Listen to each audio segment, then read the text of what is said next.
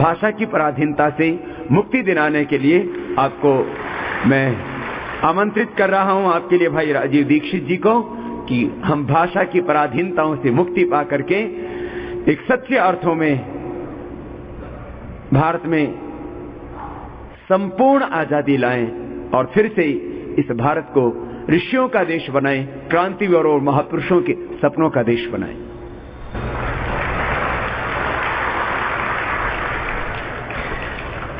आपके सामने मुझे भाषा की पराधीनता के विषय पर बात करनी है। अपने भारत देश का आजादी के 63 साल के बाद ये सबसे बड़ा दुर्भाग्य है कि भाषा के स्तर पर अभी तक हम स्वतंत्र नहीं हो पाए, स्वाधीन नहीं हो पाए।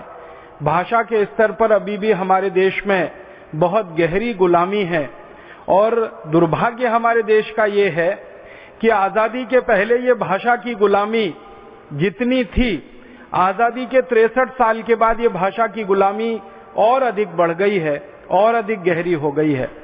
भारत देश अंग्रेजों की गुलामी से तो आजाद हो गया है, लेकिन अंग्रेजियत की गुलामी, भाषा की गुलामी अभी भी इस देश में बरकरार है।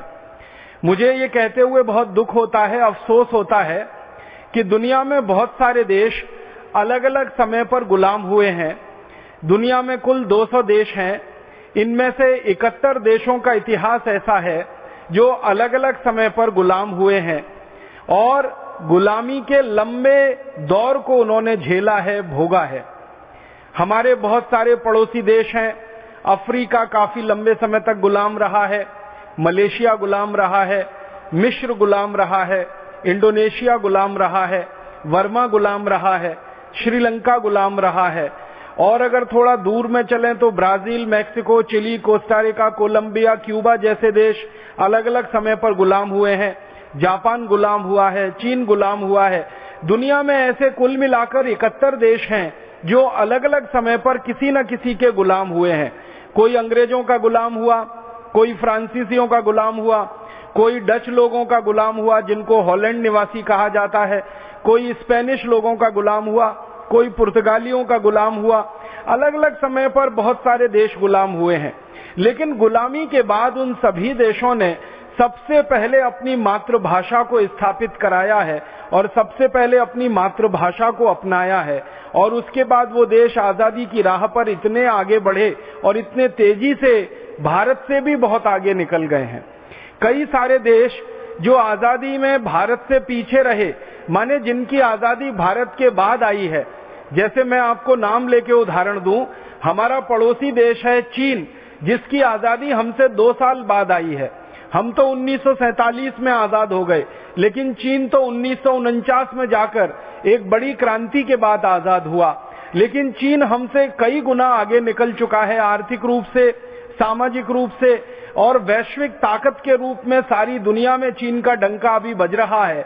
अमेरिका के राष्ट्रपति बराक ओबामा को चीन में जाकर चीन की सरकार को सलामी देनी पड़ रही है, चीन की सरकार को नमस्ते करनी पड़ रही है। कभी भी ऐसा दुनिया में नहीं हुआ कि अमेरिका का राष्ट्रपति चीन में जाकर चीन को सलामी दे। लेकिन अभी बराक ओबामा ये कहते हैं कि सारी दुनिया में अभी ताकत के रूप में जो सबसे महत्वपूर्ण देश उभर रहा है वो चीन। ये चीन 1949 तक भुखमरी का शिकार था, दुनिया में सबसे पीछे गिने जाने वाले देशों में गिना जाता था। आज उसकी अर्थव्यवस्था बहुत तेज है, समाज व्यवस्था बहुत बेहतर है, राज्य प्रशासन उनके यहाँ काफी कुछ भ्रष्टाचार से मुक्त है। थोड़ा बहुत भ्रष्टाचार वहाँ होता है, लेकिन ऐसा नहीं जैसे भारत में होता है।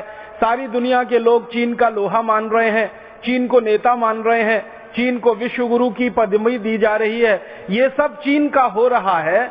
आखिर इसके पीछे कारण क्या है?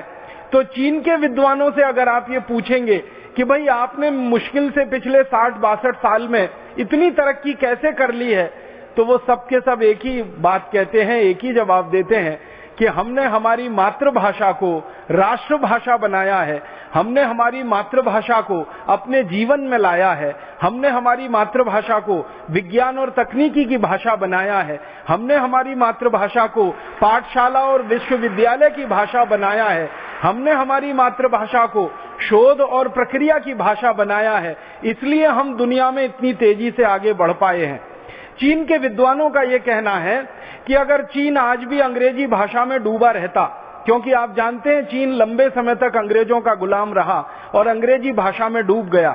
चीन के विद्वान कहते हैं कि अगर चीन अभी भी अंग्रेजियत में डूबा रहता, अंग्रेजी भाषा में डूबा रहता, तो चीन कभी भी 1947 और 1949 की स्थिति से आगे नहीं बढ़ पाता और इतना शक्तिशाली और ताकतवर देश नहीं हो पाता। हमारा पड़ोसी दूसरा देश जापान है। लंबे समय तक जापान गुलाम रहा अमेरिका का, लंबे समय तक जापान गुलाम रहा है डच लोगों का, हॉलैंड वासियों का, लंबे समय तक जापान पर पुर्तगालियों ने भी राज किया है। लेकिन जापान जब आजाद हुआ इस विदेशी गुलामी से, तो जापान में भी सबसे पहला काम जो हुआ, उन्होंने अपनी मातृभाषा को राष्ट्रभाषा बनाया और अपने जीवन के हर क्षेत्र में मातृभाषा को सम्मान दिया, मातृभाषा को प्रश्रय दिया, मातृभाषा का उपयोग किया। उसमें से जापान आज दुनिया के सबसे ताकतवर आर्थिक देशों में गिना जाने लगा है। आर्थिक ताकत जापान की इतनी बड़ी है कि अमेरिका की जो वित्तीय संस्थाएं हैं, अमेरिका के जो फाइनेंशियल इंस्टीट्यूशंस हैं, वो ज्यादातर इस समय जापान के कब्जे में हैं।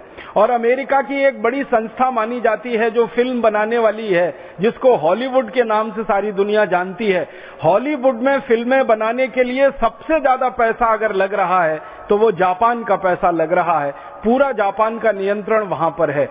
अमेरिका के होटल उद्योग में, अमेरिका के मोटर उद्योग में, अमेरिका के बीमा उद्योग में, अमेरिका के वित्तीय उद्योगों में सबसे ज्यादा ताकत अगर लगी है तो जापान की।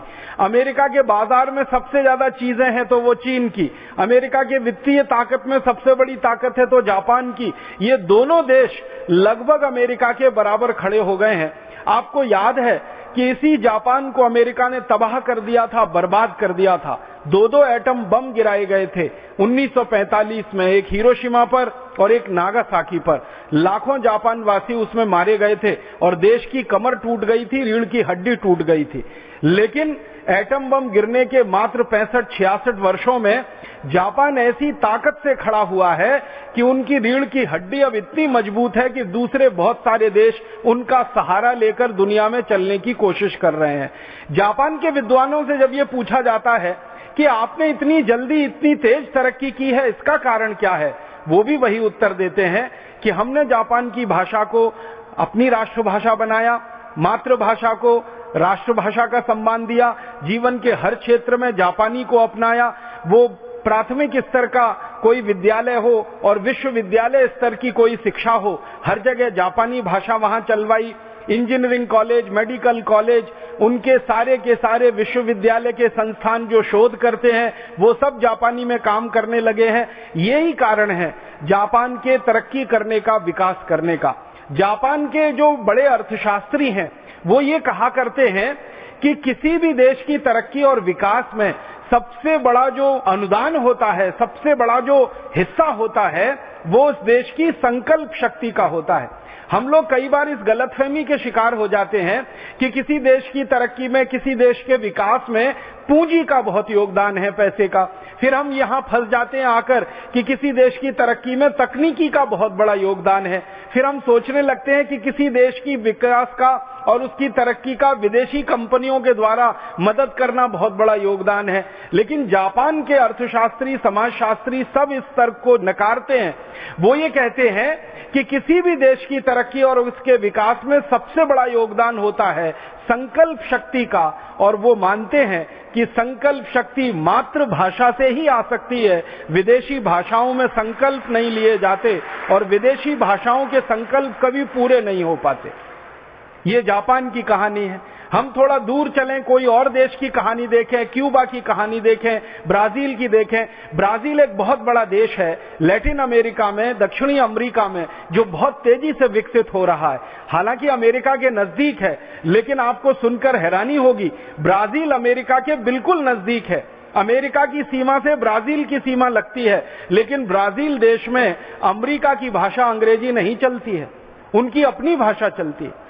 लंबे समय तक ब्राजील भी गुलाम रहा है विदेशियों का, लेकिन आजादी के बाद उन्होंने भी अपनी मातृभाषा को राष्ट्रभाषा बनाया, उसका सम्मान बढ़ाया, जीवन में मातृभाषा का हर कदम पर उपयोग बढ़ाया। उसमें से ब्राजील बहुत ताकतवर होकर निकला। दुनिया के 71 देशों की कहानी अगर आप देखेंगे तो ऐसी ही कहानी दिखाई देती है।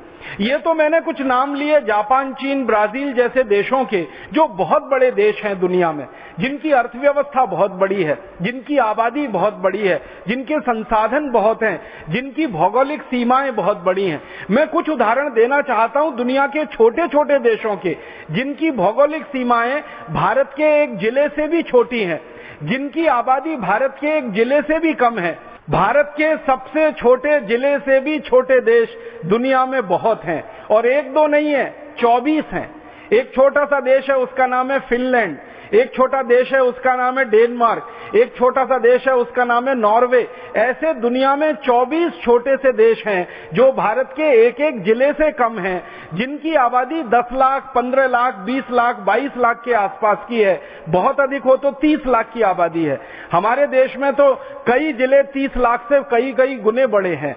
दिल्ली की बात करें, दिल्ली तो अब राज्य हो गया है, लेकिन दिल्ली जैसे कई बड़े राज्यों के बराबर के जिले हैं हमारे देश में, जिनकी आबादी करोड़ों में है। लेकिन कई देश हैं जिनकी आबादी 15, 20, 22, 50 माने 30 लाख के आसपास है। उन देशों की कहानी भी अगर आप पढ़ेंगे तो उनकी कहानी भी यही है। जैसे फिनलैंड बहुत छोटा सा देश है, दुनिया के 200 देशों में सबसे छोटे देशों में उसकी गिनती होती है। मुश्किल से आबादी उनकी 30 लाख के आसपास है। इतने छोटे से देश ने एक संकल्प ले रखा है, और ये संकल्प उनका 100 साल पुराना है। 100 साल पहले फिनलैंड गुलाम हो गया था, और गुलामी के बाद उन्होंने आजादी पाई। आजादी के बाद उनका पहला संकल्प है, जिसको 100 साल से उन्होंने टस से मस नहीं होने दिया, और वो संकल्प ये है कि हम कभी विदेशी भाषा में अपने देश में कोई काम नहीं करेंगे। फिनलैंड की सरकार चलेगी तो फिनिश भाषा में काम करेगी। फिनलैंड के विश्वविद्यालय चलेंगे तो फिनिश भाषा में काम करेंगे। फिनलैंड के बच्चों को प्राथमिक स्तर से लेकर उच्चतम शिक्षा दी जाएगी तो उनकी फिनिश भाषा में होगी। उनके यहाँ विज्ञान और तकनीकी का काम किया जाएगा तो फिनिश भाषा में होगा। उनके यहाँ इंजीनियरिंग कॉलेज चलाए जाएंगे तो फिनिश में होंगे। उनके यहाँ मेडिकल कॉलेज होंगे तो फिनिश में होंगे। छोटा सा देश फिनलैंड अपनी मातृभाषा को सीने से ऐसे चिपकाए हुए है जैसे कोई माँ अपने बच्चे को छाती से चिपका कर रखती है। आसपास के देश इतना दबाव डालते रहते हैं फिनलैंड के ऊपर। अगर आप यूरोप का नक्शा देखेंगे तो फिनलैंड इंग्लैंड से बहुत ज्यादा दूर नहीं है, फिनलैंड फ्रांस से भी बहुत ज्यादा दूर नहीं है, स्पेन से भी बहुत ज्यादा दूर नहीं है, पुर्तगाल से भी ज्यादा दूर नहीं है, जर्मनी से भी ज्यादा दूर नहीं है। ये बहुत सारे बड़े देश हैं फिनलैंड के आसपास में। ये दबाव डालते रहते हैं फिनलैंड पर कि भाषा बदल दो, अंग्रेजी कर लो, भाषा के साथ साथ और भी चीजें बदल दो। लेकिन फिनलैंड के निवासी कहते हैं कि हमारी आजादी तब तक सुरक्षित है जब तक हमारी मातृभाषा सुरक्षित है। जिस दिन हमने मातृभाषा को छोड़ दिया उस दिन हमारी आजादी चली जाएगी। आप जरा कल्पना करिए थोड़ी देर के लिए कि 30 लाख की आबादी का छोटा सा देश जो 24-25 बड़े देशों से चारों तरफ घिरा हुआ है, जिसके पास अपनी सेना नहीं है, जिसके पास अपनी पुलिस व्यवस्था नहीं है, वो देश टिका हुआ है, अपनी आजादी को बरकरार रखे हुए है। 100 साल से उनकी आजादी बरकरार है। कोई दूसरे देश की हिम्मत नहीं है उनके देश में हस्तक्षेप करने की। तो वो कहते हैं इसका एक ही कारण है, उनकी मातृभाषा जो इस समय उनकी राष्ट्रभाषा है। फिनलैंड के बगल में और एक छोटा सा देश है डेनमार्क, बिल्कुल छोटा सा देश है। डेनमार्क की आबादी तो मुश्किल से 22 लाख के आसपास है। भारत में तो पता नहीं 22 लाख की आबादी के कितने अधिक जिले होंगे। वो डेनमार्क की मातृभाषा जो है वो डेनिश है, और उनके यहाँ सब काम डेनिश में होता है। सारी दुनिया के जो भाषा विज्ञानी हैं वो इस बात पर हैरानी व्यक्त करते हैं कि दुनिया में शब्दों की संख्या के अनुसार सबसे छोटी भाषा है तो वो डेनिश भाषा है, जिसमें सबसे कम शब्द हैं। अगर सबसे कम शब्दों वाली भाषा डेनिश है पूरी दुनिया में, लेकिन फिर भी वो डेनमार्क की राष्ट्रभाषा है। डेनमार्क के इंजीनियरिंग कॉलेज डेनिश में चलते हैं, मेडिकल कॉलेज डेनिश में चलते हैं, मैनेजमेंट के कॉलेज उनके यहाँ डेनिश में चलते हैं। और डेनमार्क के निवासियों को ये बात कहते हुए बड़ी गर्व है कि भले हमारी मातृभाषा दुनिया में सबसे कम शब्दों वाली भाषा हो, लेकिन वो हमारी मातृभाषा है और उस पर हम कोई समझौता नहीं कर सकते। जैसे हम लोग कई बार आपस में बात करते हैं ना, भले हमारी माँ दूसरे की माँ से कम सुंदर हो, लेकिन वो हमारी माँ है, और माँ जो है ना वो समझौते के लायक नहीं होती है। ऐसे ही डेनमार्क के निवासी इस गौरव से बात को कहते हैं, हमारी भाषा सबसे छोटी है तो क्या हुआ, हमारा देश सबसे छोटा है तो क्या हुआ, हमारा देश दुश्मनों से घिरा हुआ है तो क्या हुआ, लेकिन हमने मातृभाषा को राष्ट्रभाषा बना रखा है। और डेनमार्क के निवासियों के मन में इतना आत्मविश्वास है, वो ये कहते हैं कि जब तक हमारी मातृभाषा को हम सीने से चिपकाए रहेंगे, राष्ट्रभाषा बनाए रहेंगे, तब तक हमारे देश की आजादी का कोई बाल बांका नहीं कर सकता, कोई हमारी तरफ आंख उठाकर नहीं देख सकता। ये छोटे छोटे देश, डेनमार्क है, इसी के नजदीक में और एक छोटा सा देश है, उसका नाम है स्वीडन है। बहुत छोटा सा देश है। भारत की तुलना करेंगे तो स्वीडन भारत के किसी एक राज्य के आधे से भी कम में निपट जाएगा, सिमट जाएगा, इतना छोटा सा देश है। लेकिन स्वीडन के निवासी भी जब से आजाद हुए, एक समय स्वीडन भी गुलाम रहा विदेशियों का, लेकिन जब से स्वीडन आजाद हुआ, उन्होंने स्वीडिश भाषा को मातृभाषा बनाया, और एक बार जो बनाया उससे वो पीछे नहीं हटे हैं, और लगातार सारी दुनिया में स्वीडिश भाषा की पताका वो फहराने में लगे हुए हैं। तो फिनलैंड हो, डेनमार्क हो, स्वीडन हो, इन्हीं के पड़ोस में और एक बिल्कुल छोटा सा देश है, उसका नाम है नॉर्वे। नॉर्वे भी एक समय गुलाम हुआ था, 100 साल पहले लगभग वो भी आजाद हो गया। लेकिन नॉर्वे के लोगों ने आजादी के बाद जो सबसे पहला काम किया वो वही कि उनकी मातृभाषा को राष्ट्रभाषा बनाया। आज नॉर्वे की राष्ट्रभाषा नॉर्वेजियन है, और सारी इंजीनियरिंग की पढ़ाई, मेडिकल की पढ़ाई, मैनेजमेंट की पढ़ाई, बचपन से लेकर आखिरी कक्षा तक की उच्चतम पढ़ाई, सब कुछ नॉर्वेजियन में होता है। तो दुनिया के छोटे छोटे देशों के उदाहरण ले लें या दुनिया के बड़े बड़े देशों के उदाहरण ले लें, सभी उदाहरणों से एक बात स्पष्ट होती है, वो ये कि जिस देश ने भी मातृभाषा को राष्ट्रभाषा बनाया, वो देश दुनिया में गर्व के साथ, सम्मान के साथ खड़ा है, भले वो छोटा हो या बड़ा हो। अर्थव्यवस्था में कोई देश बहुत छोटा हो सकता है, अर्थव्यवस्था में कोई दूसरा देश बहुत बड़ा हो सकता है, आबादी के हिसाब से कोई देश छोटा हो सकता है, आबादी के हिसाब से कोई देश बड़ा हो सकता है, भूगोल की सीमाओं के अनुसार कोई देश बहुत छोटा है, कोई देश बहुत बड़ा है। ये सब प्रश्न बाहर हो जाते हैं जब मूल प्रश्न उनके यहाँ मातृभाषा और राष्ट्रभाषा का आता है। इन सभी देशों में एक बात जो मैं देखता हूं समान है, वो ये कि ये देश कई मामलों में भिन्न भिन्न हैं, लेकिन एक मामले में एक जैसे हैं कि इन सब देशों ने मातृभाषा को राष्ट्रभाषा बनाया, जीवन का अंग बनाया, उसको आगे बढ़ाया, लगातार बढ़ा रहे हैं, और गर्व और सम्मान के साथ संयुक्त राष्ट्र महासभा में एक सम्मानित स्वतंत्र देश की हैसियत पा रहे हैं। मैं अपने देश भारत की बात करता हूं। अपने देश भारत का सबसे बड़ा दुख और दुर्भाग्य ये है कि दुनिया में आबादी के अनुसार सबसे बड़ा दूसरा देश, चीन पहला देश जिसकी आबादी 140 करोड़, भारत दूसरा देश जिसकी आबादी इस समय लगभग 119 करोड़। तो दुनिया में आबादी के बाद सबसे बड़ा दूसरा देश, दुनिया में प्राकृतिक संसाधनों में सबसे बड़ा देश। जितने प्राकृतिक संसाधन भारत में हैं, वो चीन में भी नहीं है, अमेरिका में भी नहीं है, यूरोप के देशों में नहीं।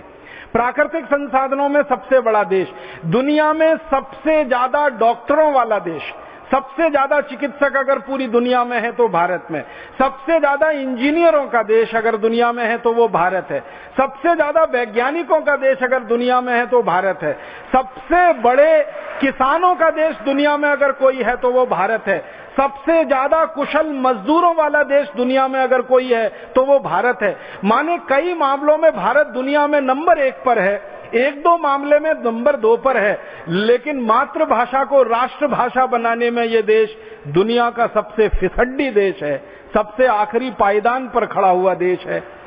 हमसे पहले और हमसे बाद जो भी देश आजाद हुए वो सबने मातृभाषा को राष्ट्रभाषा बना लिया। अपना देश आजादी के 63 साल के बाद भी इंतजार कर रहा है कि कब भारत की मातृभाषा भारत की राष्ट्रभाषा बने और कब इस देश का विकास तेजी से हो और इस देश के विकास के रास्ते दूसरों के लिए खुले। भारत अभी भी हिंदी को राष्ट्रभाषा नहीं बना पाया। जो भारत की 22 भाषाएं संविधान ने स्वीकृत की हैं, इनमें से किसी को भी राष्ट्रभाषा नहीं बना पाया।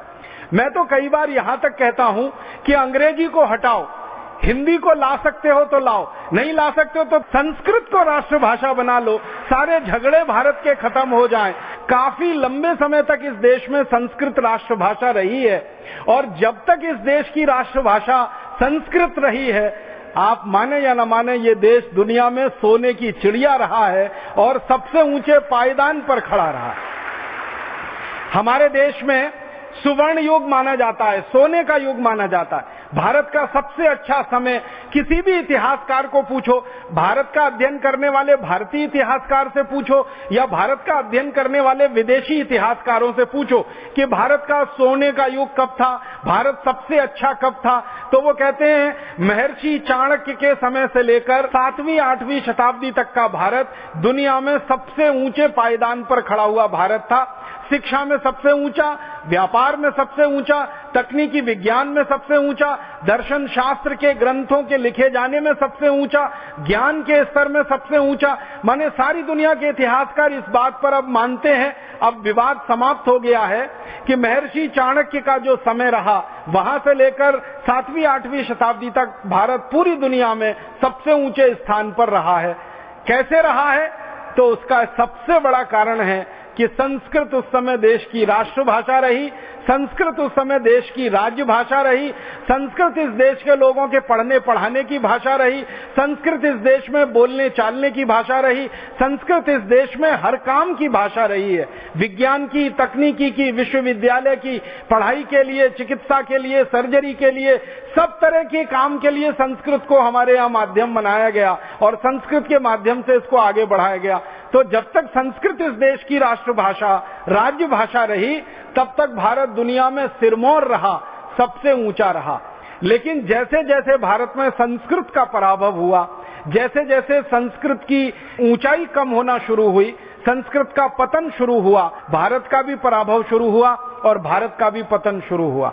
ये कुछ संयोग नहीं है, इस पर गंभीर शोध करने की जरूरत है कि संस्कृत का पतन जैसे ही इस देश में शुरू हुआ, वैसे ही विदेशियों के आक्रमण भी शुरू हो गए इस देश में।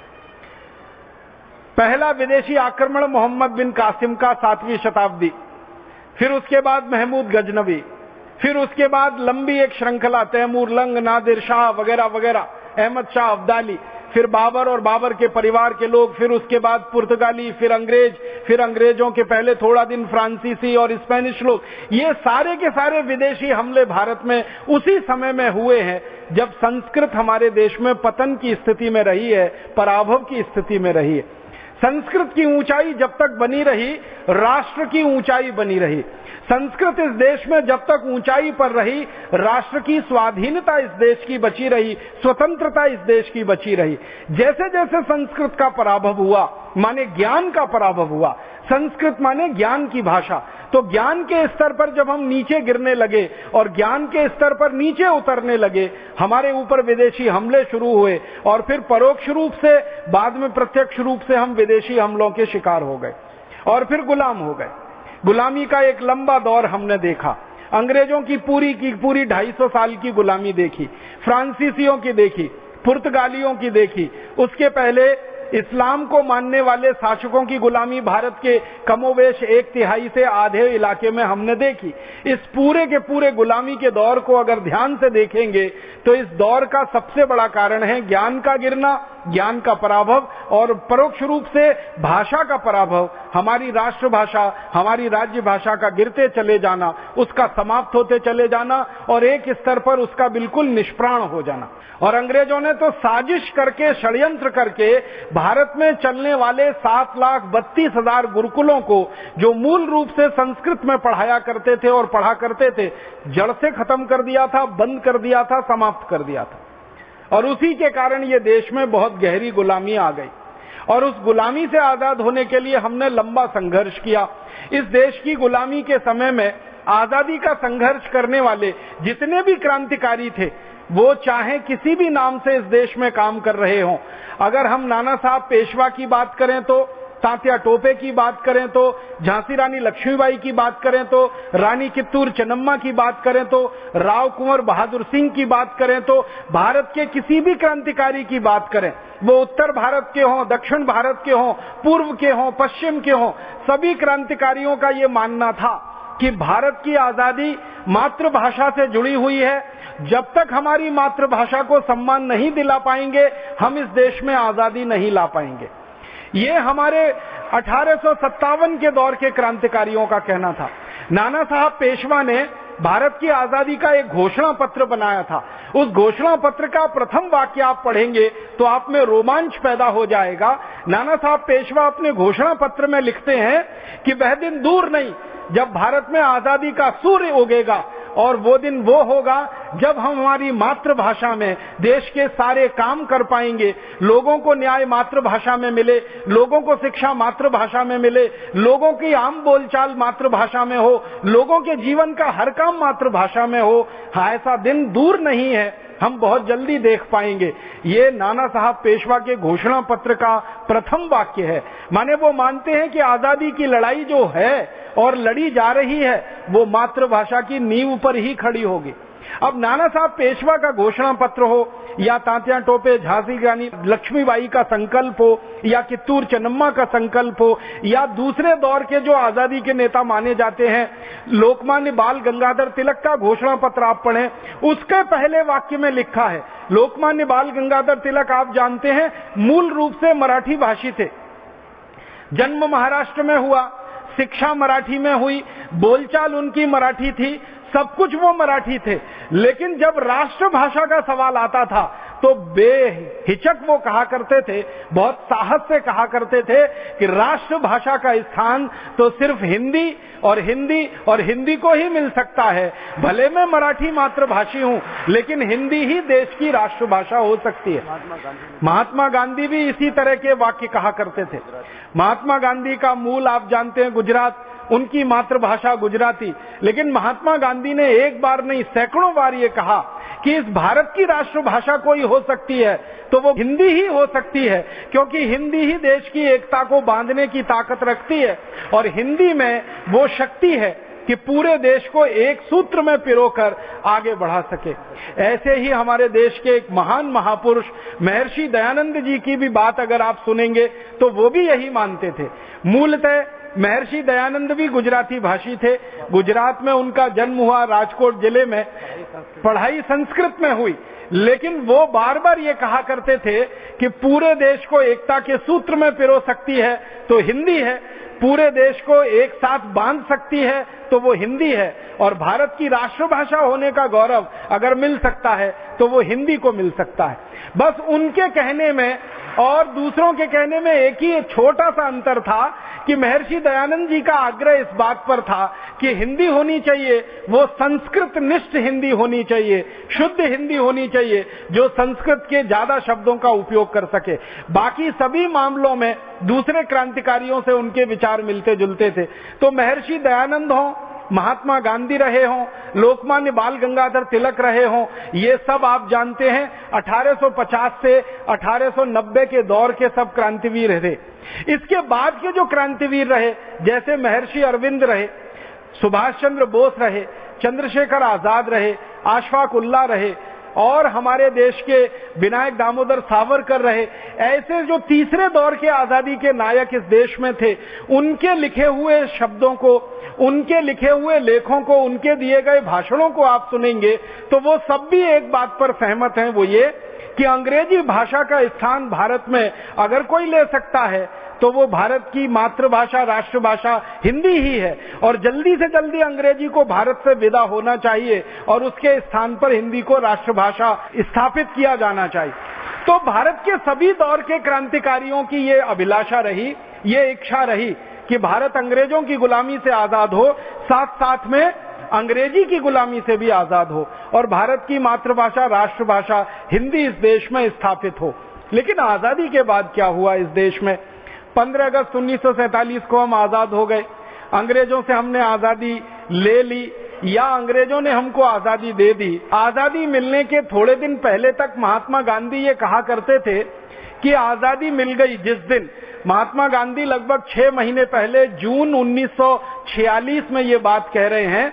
वो कह रहे हैं कि आजादी मिलने के सिर्फ 6 महीने भारतवासी इंतजार करें, पूरे देश की राष्ट्रभाषा हिंदी हो जाएगी और सरकार के कामकाज की भाषा हिंदी हो जाएगी, संसद और विधानसभाओं की भाषा हिंदी हो जाएगी। और महात्मा गांधी ने इतनी कड़ी बात कही थी कि जो संसद में बोलने वाला सांसद हिंदी में बात नहीं करेगा जो विधानसभाओं में बोलने वाला विधायक हिंदी में बात नहीं करेगा, तो महात्मा गांधी कहा करते थे कि मैं सबसे पहला आदमी होऊंगा जो उनके खिलाफ आंदोलन करूंगा और अंग्रेजी में बोलने वालों को जेल में भिजवाऊंगा।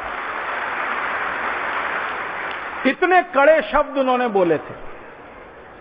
वो कहा करते थे कि आजादी के बाद भारत का कोई सांसद और विधायक अंग्रेजी में बात करे, इससे बड़ा भारत का अपमान कोई दूसरा नहीं हो सकता, और मैं बर्दाश्त नहीं करूंगा कि भारत का कोई सांसद और विधायक अंग्रेजी में बात करे। एक बार इससे भी ज्यादा कड़ी बात गांधी जी ने कही। गांधी जी ने कहा कि मुझे सत्ता नहीं चाहिए, सिंहासन नहीं चाहिए। जैसे अपने भारत स्वाभिमान का स्पष्ट उद्घोष वाक्य है कि हमें सत्ता नहीं चाहिए, सिंहासन नहीं चाहिए। परम पूजनीय स्वामी जी ने जैसे घोषणा कर रखी है कि सत्ता और सिंहासन और प्रतिष्ठा से उनका कोई मोह नहीं है, उसकी प्राप्ति के लिए ये भारत स्वाभिमान नहीं है, ऐसे ही महात्मा गांधी कहा करते थे कि उन्हें सत्ता नहीं चाहिए, सिंहासन नहीं चाहिए, प्रतिष्ठा नहीं चाहिए। लेकिन गांधी जी कहा करते थे कि एक चीज तो मुझे चाहिए और उसके लिए मैं मर जाऊंगा, अपनी जान दे दूंगा। वो अपनी राष्ट्रभाषा का सम्मान चाहिए, राष्ट्रभाषा की प्रतिष्ठा चाहिए, इसके लिए तो मैं अपना बलिदान करने को तैयार। एक दिन गांधी जी ने इससे भी ज्यादा आगे बोल दिया। उन्होंने कहा कि भारत की आजादी के बाद अगर सरकार ने अंग्रेजी को नहीं हटाया तो मेरी जगह भारत सरकार की जेल में होगी और मैं भारत सरकार के खिलाफ सत्याग्रह करूंगा। इतने ज्यादा आग्रही थे वो मातृभाषा के। और एक दिन गांधी जी ने यहां तक कहा कि भारत में आजादी मिलने के बाद अगर भारत का साधारण आदमी, साधारण नागरिक कोई भी बात को अपनी मातृभाषा में कहे और सरकार उसकी व्यवस्था ना कर पाए तो वो सरकार को चुल्लू भर पानी में डूब मरना चाहिए कि आम आदमी, साधारण आदमी की भाषा को समझने की हमारी सरकार की तैयारी और हैसियत नहीं। इतने कड़े वाक्य। एक दिन गांधी जी ने कहा कि मुझे सत्ता नहीं चाहिए, सिंहासन नहीं चाहिए, लेकिन मेरे दिल में एक बात आती है बार बार कि मैं एक दिन के लिए भारत का शासक बन जाऊं, एक दिन के लिए। वो कहते थे 24 घंटे के लिए मेरे हाथ में भारत की सत्ता सौंप दो, मैं भारत का शासक बन जाऊं और ऐसा शासक बनूं जो 25वें घंटे इस्तीफा दे दूं। तो 24 घंटे में मैं सबसे पहला काम क्या करूंगा? तो गांधी जी ने कहा सबसे पहला काम हिंदी को भारत की राष्ट्रभाषा बनाऊंगा। फिर किसी ने कहा दूसरा काम क्या करेंगे? तो कहने लगे पूरे देश से शराब की दुकानें बंद कराऊंगा, शराब का उत्पादन बंद कराऊंगा। फिर किसी ने पूछा बापूजी तीसरा काम आप क्या करेंगे? तो उन्होंने कहा कि पूरे देश से जो गोहत्या का कलंक लगा है देश के माथे पर, इस गोहत्या को बंद कराने का कानून संसद में पारित कराऊंगा। तो गांधी जी वैसे कहते थे कि सत्ता नहीं चाहिए, सिंहासन नहीं चाहिए, लेकिन एक दिन की सत्ता वो मांगते थे कि मुझे एक दिन का राजा बना दो। तो हिंदी को राष्ट्रभाषा तो बनाकर, शराबबंदी का कानून बनाकर, गोहत्या का कानून बनाकर पूरे देश की सत्ता व्यवस्था से इस्तीफा देकर मैं चुपचाप निकल जाऊंगा। एक ही दिन के लिए वो चाहते थे देश का शासक होना।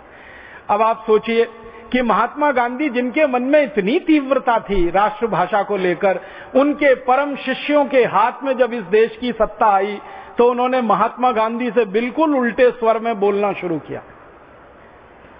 जब उनके परम शिष्यों के हाथ में सत्ता आई तो उन्होंने कहना शुरू किया कि भारत में अंग्रेजी के बिना कोई काम नहीं चल सकता। भारत में विज्ञान और तकनीकी को आगे बढ़ाना हो तो अंग्रेजी के बिना यह संभव नहीं हो सकता। भारत का विकास करना है तो अंग्रेजी के बिना यह संभव नहीं हो सकता। भारत को विश्व के मानचित्र पर स्थापित कराना है तो अंग्रेजी के बिना यह नहीं हो सकता। यूरोप और अमेरिका जैसा भारत को बनाना है तो यह अंग्रेजी के बिना नहीं हो सकता। अंग्रेजी विश्व की भाषा है, अंग्रेजी वैज्ञानिक भाषा है, अंग्रेजी समृद्धशाली भाषा है, अंग्रेजी सारी दुनिया के लिए सबसे ज्यादा प्रतिष्ठित भाषा है। इस तरह के तर्क संसद में देना शुरू किया गया। संसद के बाहर इस तरह के तर्क दिए जाने लगे और अंत में हुआ ये कि महात्मा गांधी का सपना, महात्मा गांधी के जाने के बाद इस देश में अभी तक अधूरा है। हिंदी राष्ट्रभाषा बन नहीं पाई है। अंग्रेजी इस देश की राष्ट्रभाषा की तरह से स्थापित है और सारे देश में अंग्रेजियत का बोलबाला है। भारत शासन की व्यवस्था अंग्रेजी में चलती है। भारत के न्यायालयों में झगड़े और फैसले सुलटाने के लिए अंग्रेजी में काम होता है। पक्ष और विपक्ष में बहस की जाती है, दलील की जाती है, वो अंग्रेजी में है। भारत के चिकित्सक मरीजों को जो अंग्रेजी नहीं जानते हैं उनको लिख कर देते हैं कागज की पुर्जी, वो अंग्रेजी में होती है। मरीज जो दवाएं खरीदते हैं बाजार से, वो अंग्रेजी में होती हैं। हमारे देश के प्राथमिक स्तर के विद्यार्थियों को डंडे मार मार के अंग्रेजी माध्यम में पढ़ाया जाता है। अगर वो अंग्रेजी में ना पढ़ना चाहें तो जबरदस्ती उनको पढ़ाया जाता है। बेचारे उसमें फेल होते रहते हैं, असफल होते रहते हैं, वो अलग कहानी है। हमारे शीर्ष वैज्ञानिक संस्थानों में अंग्रेजी है, हमारे शीर्ष कृषि शोध संस्थानों में अंग्रेजी है। हमारे देश के नीचे से लेकर ऊपर के हर स्तर पर अंग्रेजी अंग्रेजी अंग्रेजी है। आप पूछेंगे ऐसा क्यों? शहीदों की भाषा तो अंग्रेजी नहीं थी, बलिदान देने वालों की भाषा तो अंग्रेजी नहीं थी, आजादी के आंदोलन की भाषा तो अंग्रेजी नहीं थी, आजादी के लिए कुर्बानी देने वालों की भाषा तो अंग्रेजी नहीं थी। फिर आजादी के बाद ये अंग्रेजी स्थापित कैसे हुई और इतना गहराई से कैसे आगे बढ़ गई? इसके पीछे एक बड़ी कहानी है। मुझे तो कई बार लगता है कि वो एक षड्यंत्र है, साजिश है। और वो षड्यंत्र और साजिश ये है कि भारत भले अंग्रेजों की गुलामी से आजाद हो जाए, लेकिन अंग्रेजी की गुलामी में भारत फंसा रहना चाहिए और अंग्रेजियत की गुलामी में भी फंसा रहना चाहिए। वो षड्यंत्र क्या हुआ? हमारे देश के संविधान में एक अनुच्छेद लिखा गया। हमारे देश का संविधान आप जानते हैं 1947 की आजादी मिलने के थोड़े दिन के बाद से लिखना शुरू हुआ। 1950 में संविधान पूरा लिखा गया। 26 जनवरी 1950 को संविधान इस देश में लागू हुआ। तो संविधान में एक अनुच्छेद लिखा गया, उसका नंबर है 343। अनुच्छेद नंबर 343 में लिखा गया कि संविधान लागू होने के 15 वर्ष तक अंग्रेजी इस देश में यूनियन माने संघ सरकार की भाषा के रूप में काम करेगी और राज्य सरकारें भी चाहें तो अंग्रेजी में काम कर सकेंगी। संविधान लागू होने के 15 वर्ष के बाद माने सन 1965 में, संविधान लागू हुआ 1950 में, इसके 15 वर्ष तक तो अंग्रेजी रहेगी। फिर 1965 से अंग्रेजी को हटाने की बात की जाएगी और इस अंग्रेजी को हटाने के लिए संसद की एक समिति बनाई जाएगी। वो संसदीय समिति जिस तरह का विचार रखेगी, उस विचार पर राष्ट्रपति फिर विचार करेंगे और राष्ट्रपति की अनुशंसा से संसद में एक विधेयक पारित किया जाएगा और उस विधेयक को पारित करके अंग्रेजी को भारत से हटा दिया जाएगा। उसके स्थान पर हिंदी और अन्य भारतीय भाषाओं को प्रोत्साहन दिया जाएगा, स्थापित किया जाएगा। ये हमारे संविधान में लिखा गया। लेकिन ये जो लिखा गया वो अनुच्छेद 343 में लिखा गया। उस अनुच्छेद 343 का जो पैराग्राफ 1 है उसमें ये बात है। 2 नंबर और 3 नंबर को जब पढ़ें तो उसमें बिल्कुल उल्टी बात है। तीसरे पैराग्राफ में उल्टी बात लिखी गई और तीसरे पैराग्राफ में यह लिखा गया कि भारत के जो राज्य हैं, विभिन्न राज्य हैं, अगर कोई राज्य विरोध करेगा तो फिर अंग्रेजी को नहीं हटाया जाएगा। माने अंग्रेजी हटाने का विरोध करेगा कोई राज्य, हिंदी को स्थापित करने की समर्थन में कोई राज्य होगा तो फिर नहीं हटाया जाएगा। फिर इसी के आगे एक अनुच्छेद 348 लिखा गया संविधान में और उस अनुच्छेद में यह लिख दिया गया कि भारत में भले ही हिंदी आम बोलचाल की भाषा रहे, भारत में भले ही अन्य चीजों में हिंदी का प्रयोग होता रहे, लेकिन उच्चतम न्यायालय में, उच्च न्यायालय में और कानून के स्तर पर तो अंग्रेजी ही प्रामाणिक भाषा रहेगी। यह अनुच्छेद 348 में लिख दिया गया। एक जगह लिख रहे हैं कि 15 साल बाद हिंदी आ जाएगी और भारतीय भाषाएं आ जाएंगी। एक जगह लिख रहे हैं कि नहीं, उसके लिए राज्यों की सहमति लेनी पड़ेगी। फिर 348 में कह दिया कि नहीं, उच्चतम न्यायालय और उच्च न्यायालय में तो हिंदी के प्रश्न ही नहीं उठेंगे, वहां तो अंग्रेजी में ही काम चलेगा। कानून की भाषा अंग्रेजी, पक्ष की बहस अंग्रेजी में, विपक्ष की बहस अंग्रेजी में और फैसले सारे अंग्रेजी में। मतलब सीधा सा ये है कि एक जगह हिंदी को राष्ट्रभाषा बनाने की बात दिखाकर दूसरी जगह से बिल्कुल जड़ काट दी गई हिंदी की। और इसके बाद क्या हुआ? इसके बाद संसद की एक समिति बनाई गई। 1955 में वो समिति स्थापित हुई। उस समिति से कहा गया कि आप रिपोर्ट दीजिए। समिति ने ये कह दिया कि अभी भारत में अंग्रेजी को हटाने का अनुकूल समय नहीं आया है। जब तक अनुकूल समय नहीं आता अंग्रेजी को हटाने का, तब तक प्रतीक्षा की जाए। तो 1955 की संसदीय समिति ने ऐसी रिपोर्ट दे दी तो राष्ट्रपति ने कहा कि अभी अंग्रेजी को हटाने की बात नहीं है। फिर उसके बाद एक दूसरी समिति बनी, उनकी भी रिपोर्ट इसी तरह से आई, और उसके बाद 1963 में संसद में बड़ी भयंकर बहस हुई इस पर कि अंग्रेजी हटाओ और हिंदी लाओ, अंग्रेजी हटाओ और भारतीय भाषाओं को लाओ। ये बहस में भी अंत में यही हुआ कि अंग्रेजी को अभी थोड़े दिन तक रखा जाए।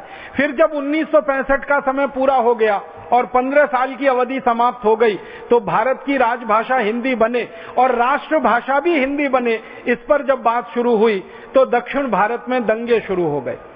और दक्षिण भारत में जो दंगे शुरू हुए, भारत सरकार की खुफिया विभाग की रिपोर्ट बताती है कि वो दंगे अपने आप नहीं हुए, कराए गए, उन नेताओं के द्वारा भड़काए गए जो नहीं चाहते थे कि अंग्रेजी इस देश में से हटे। तो सरकार को मौका मिल गया ये कहने का कि हिंदी को राष्ट्रभाषा बनाने के नाम पर अगर दंगे हो रहे हैं तो हिंदी को राष्ट्रभाषा नहीं बनाया जा सकता, अंग्रेजी को ही बरकरार रखना पड़ेगा। और 1967 में विधेयक पास कर दिया गया। फिर 1968 में उस विधेयक में एक संशोधन कर दिया गया और वो संशोधन इस समय हमारे लिए फांसी के फंदे जैसा है, भारत की राष्ट्रभाषा के लिए, भारत की मातृभाषाओं के लिए। उस संशोधन में लिखा यह गया कि भारत के जितने राज्य हैं इनमें से एक राज्य भी अगर अंग्रेजी का समर्थन करेगा तो भारत में अंग्रेजी ही लागू रहेगी। भारत में इस समय 33 राज्य हैं और 33 राज्यों में से एक राज्य भी अगर ये कहता है कि अंग्रेजी होनी ही चाहिए तो पूरे भारत में अंग्रेजी रहेगी। जब तक वो राज्य ये नहीं कहता कि अंग्रेजी हटा देनी चाहिए तब तक भारत से अंग्रेजी नहीं हटाई जाएगी। ऐसा संशोधन करके कानून बन गया। अब यही कानून है जो भारत में हिंदी के गले में फांसी के फंदे जैसा लटका हुआ है। ये हमारे देश की स्थिति है।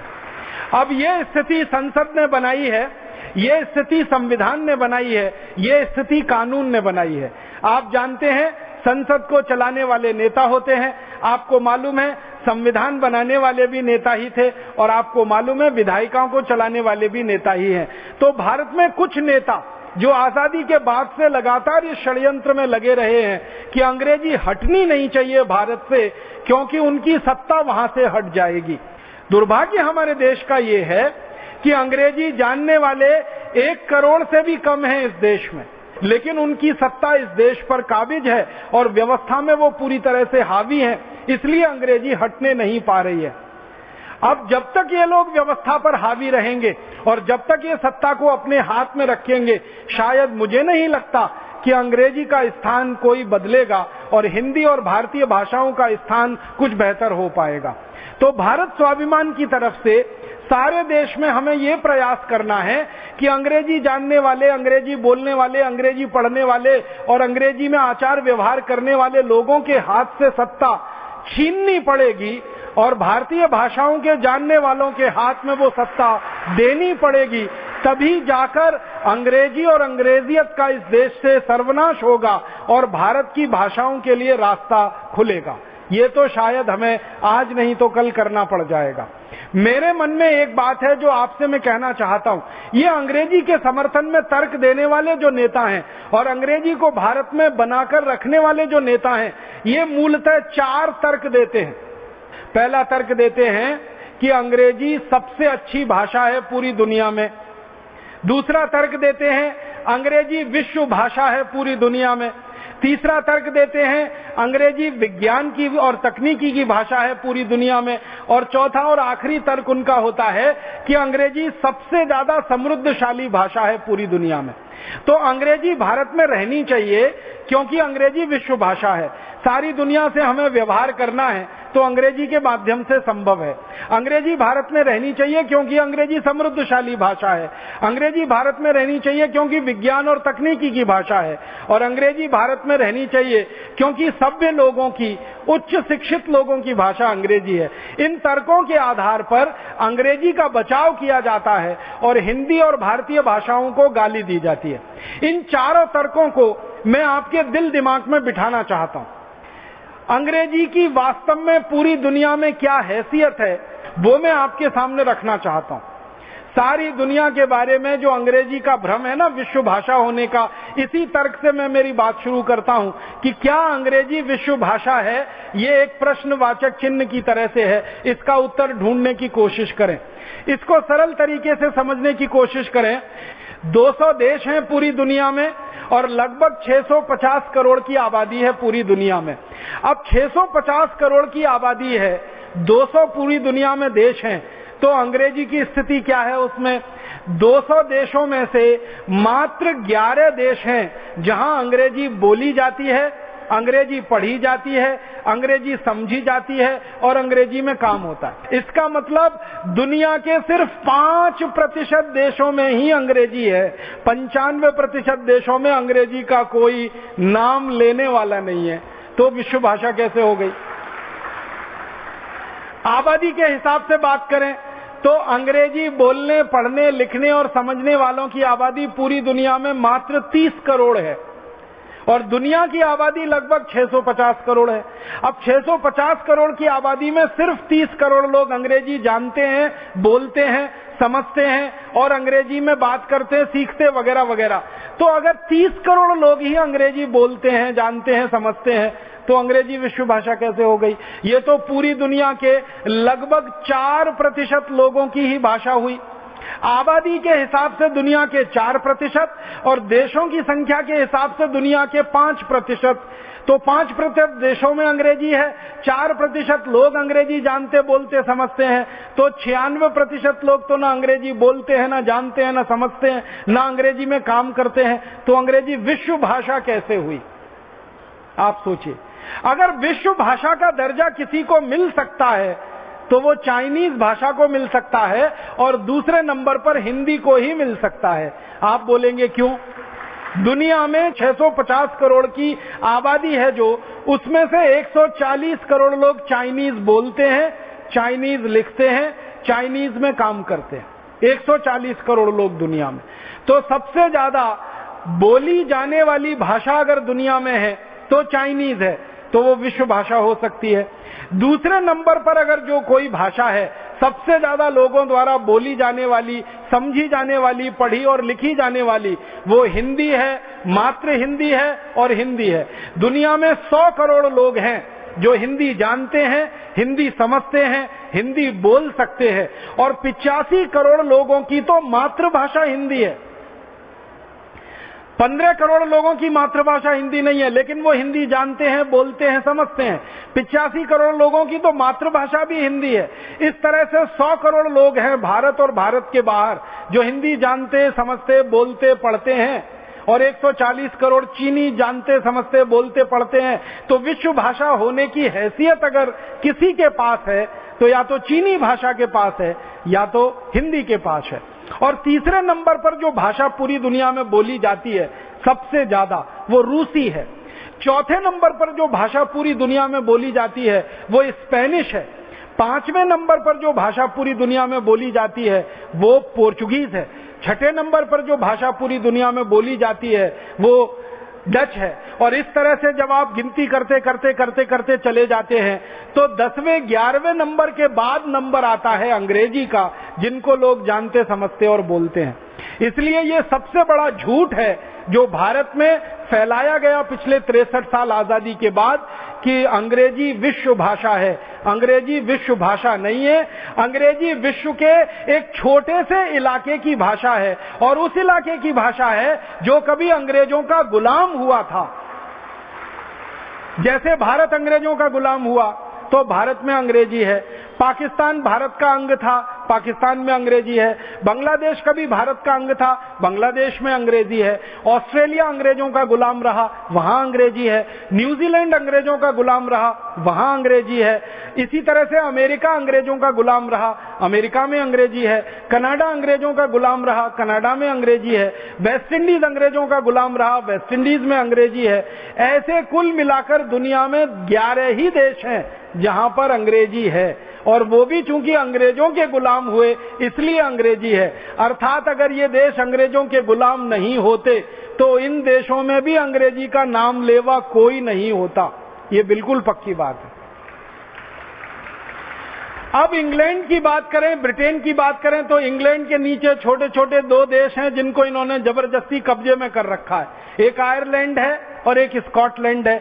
उनके लोगों की मातृभाषा आयरिश है और स्कॉटिश है, लेकिन जबरदस्ती उनके ऊपर अंग्रेजी थोप के रखी हुई है ताकि वो ब्रिटेन से अलग ना हो जाए। तो इस तरह से देखने में 14 देश आ जाते हैं। एक न्यू साउथ वेल्स है, एक आयरलैंड है और एक स्कॉटलैंड है, और एक मूल देश तो इंग्लैंड है ही। तो कुल 14, नहीं तो इंग्लैंड को हटा के, ब्रिटेन को हटा के मात्र 11 देश ही हैं जहां पर अंग्रेजी है। तो ये अंग्रेजी विश्व भाषा तो बिल्कुल नहीं है।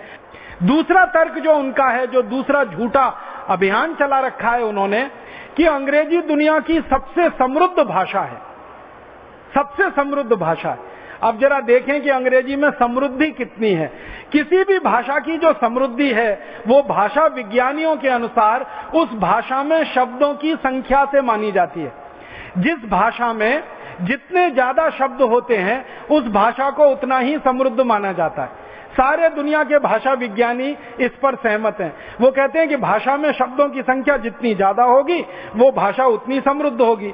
तो जरा देखें अंग्रेजी में कुल शब्द कितने हैं। आपको एक सच्चाई बताना चाहता हूं जो बहुत सारे लोगों को नहीं मालूम है। इंग्लैंड में अंग्रेजी की शुरुआत 5वीं शताब्दी से हुई है। इंग्लैंड जो अंग्रेजी का मूल देश है, अंग्रेजी का उत्पादक देश है, जहां अंग्रेजी का जन्म हुआ, उस इंग्लैंड में अंग्रेजी की शुरुआत 5वीं शताब्दी से हुई है। माने आज से अगर गिनना शुरू करें तो लगभग 1500 साल पहले अंग्रेजी की शुरुआत हुई है पूरी दुनिया में। अगर मैं इसको दूसरे शब्दों में कहूं तो अंग्रेजी का जन्म 1500 साल पहले हुआ है पूरी दुनिया में। आपको हैरानी होगी जानकर, 5वीं शताब्दी के पहले पूरे इंग्लैंड में लैटिन भाषा चलती थी। लैटिन में लोग लिखते थे, लैटिन में बोलते थे, लैटिन में सब काम होता था। और जब अंग्रेजी का जन्म हुआ तो लैटिन बोलने वाले, लैटिन जानने वाले, लैटिन लिखने वाले लोग अंग्रेजी का मजाक उड़ाया करते थे और कहा करते थे कि जो गंवार लोग हैं, जो मूर्ख लोग हैं, वो अंग्रेजी में काम करते हैं, बोलते हैं, लिखते हैं। हम सभ्य लोग हैं, इसलिए हम लैटिन में काम करते हैं, बोलते हैं, लिखते हैं। तो अंग्रेजी को गाली दी जाती थी 5वीं शताब्दी में। थोड़ा थोड़ा अंग्रेजी आगे बढ़ी। इसका जन्म दुनिया में सबसे बाद में हुआ है। अगर दुनिया की सभी भाषाओं को आप एक तरफ रख लें तो दुनिया की भाषाएं अंग्रेजी से सबसे ज्यादा पुरानी हैं। अंग्रेजी सबसे नई भाषा है। अंग्रेजी सबसे ज्यादा नजदीक की भाषा है। अंग्रेजी का जन्म सबसे बाद हुआ है, तो सबसे नजदीक की भाषा है, सबसे बाद में जन्म हुआ है, तो शब्दों की संख्या भी सबसे कम इन्हीं के पास होगी। तो अंग्रेजी में शब्द बहुत कम है। अंग्रेज विद्वान जो अंग्रेजी के बारे में कहते हैं, मैं नहीं कहता, अंग्रेज विद्वानों की कही गई बात आपसे कह रहा हूं। अंग्रेज विद्वानों को कहना है कि अंग्रेजी के मूल शब्द अभी सन 2009 तक आते आते मात्र 65,000 हो पाए हैं। तो जब हम डिक्शनरी पढ़ते हैं अंग्रेजी की, आप अगर अंग्रेजी की डिक्शनरी पढ़ो और पुरानी डिक्शनरी पढ़ो, वेबस्टर की डिक्शनरी पढ़ो, ऑक्सफोर्ड की डिक्शनरी पढ़ो, तो उसमें कहा जाता है कि 2.5 लाख शब्द हैं, लेकिन मूल शब्द 65,000 ही हैं। तो बाकी 1,85,000 शब्द कहां से आए हैं? तो अंग्रेजी ने उधार ले रखे हैं, लैटिन से उधार लिए हैं, फ्रेंच में से उधार लिए हैं, जर्मन में से उधार लिए हैं, डच में से उधार लिए हैं, पोर्चुगीज में से उधार लिए हैं, हमारी संस्कृत में से उधार लिए हुए शब्द अंग्रेजी में है। संस्कृत के बहुत सारे शब्द अंग्रेजी में हैं। हिंदी के बहुत सारे उधार लिए हुए शब्द उन्होंने अंग्रेजी में रखे हुए हैं। तो दुनिया भर के देशों की जो भाषाएं हैं उन सभी से उधार ले लेकर उनका शब्दकोश है इस समय 2.5 लाख का, और मूल अंग्रेजी शब्द हैं 65,000। तो ये तो अंग्रेजी की समृद्धि की बात है। अब मैं आगे चलता हूं, भारत की भाषाओं की बात करता हूं और दुनिया की भाषाओं की बात करता हूं। दुनिया में जो सबसे छोटे देशों की भाषाएं हैं, जैसे डेनिश है, जैसे फिनिश है, जैसे नॉर्वेजियन है, जैसे और स्पेनिश है, पोर्चुगीज वगैरह हैं, इन भाषाओं के शब्द अंग्रेजी से ज्यादा हैं। और भारत में तो आप जानते हैं 22 भाषाएं हैं, गुजराती, मराठी, तमिल, तेलुगु, कन्नड़, बंगला, आसामी सब मिलाकर 22 भाषाएं हैं। भारत की सभी भाषाओं के शब्दों को जोड़ दें तो अंग्रेजी से कई गुने ज्यादा है। मैं तो आपके बिहार की एक छोटी सी जानकारी दे रहा हूं, आप सब बिहार से आए हैं। बिहार की 3 बोलियों को अगर मैं एक साथ इकट्ठा करूं ना, एक तो मगधी है और एक तो मैथिली है और एक तो भोजपुरी है। भोजपुरी, मगधी और मैथिली ये तीनों हिंदी की बोलियां मानी जाती हैं और ऐसी हिंदी की 20 बोलियां मानी जाती हैं। ब्रज भाषा एक है, बनारस की अलग है, गोरखपुर की अलग है। तो अनेक हिंदी में जो बोलियां हैं इनको एक साथ रख लिया जाए और हिंदी के जो संस्कृतनिष्ठ शब्द हैं उनको एक जगह रख लिया जाए, हिंदी की खड़ी बोली को एक जगह और दूसरी बोलियों को एक जगह रख लिया जाए, तो इनके कुल शब्दों की संख्या 60 लाख है।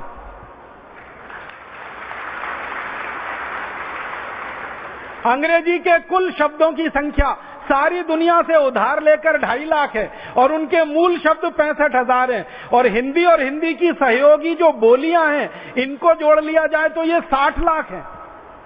और अगर संस्कृत की बात कर दें, संस्कृत के शब्दों के भंडार की बात कर दें, तो गुरुवर यहां बैठे हुए हैं, वो अपने पहले वाले व्याख्यान में कह रहे थे, इससे पहले जो उन्होंने संस्कृत भाषा पे दिया था, कि संस्कृत भाषा एक ऐसी भाषा है जिसमें करोड़ों करोड़ों शब्द बन सकते हैं, बनाए जाते हैं और उपयोग किए जाते हैं। एक एक धातु शब्द से हजारों हजारों शब्द बन सकते हैं। तो संस्कृत में करोड़ों करोड़ों शब्द हैं। संस्कृत के शब्दों को गिनने का सामर्थ्य अभी तक विकसित नहीं हो पाया हम में, क्योंकि शब्दों का भंडार अनंत है, क्योंकि इस भाषा का सामर्थ्य अनंत है। तो जिस भाषा में करोड़ों शब्द हो, जिस भाषा में शब्दों का भंडार सबसे बड़ा हो, वो समृद्धशाली है, या अंग्रेजी जिसमें मात्र 65,000 मूल शब्द हैं और बाकी कुल मिलाकर उधार लिए हुए 2.5 लाख शब्द हैं। तो समृद्ध भाषा कैसे हुई? और मैं आपको एक रोचक बात बताना चाहता हूं।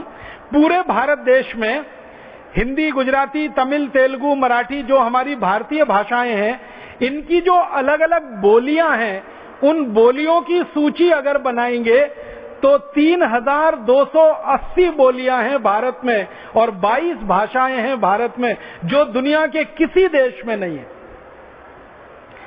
बोली आप समझते हैं, भाषा से विकसित, जैसे हिंदी भाषा है और बोली भोजपुरी है, मगधी है, या तो आपकी मैथिली है, या तो बनारसी है, या तो कोई और क्षेत्र की है। तो बोलियां भारत में 3,280 हैं और भाषाएं 22 हैं। दुनिया के किसी देश में नहीं है।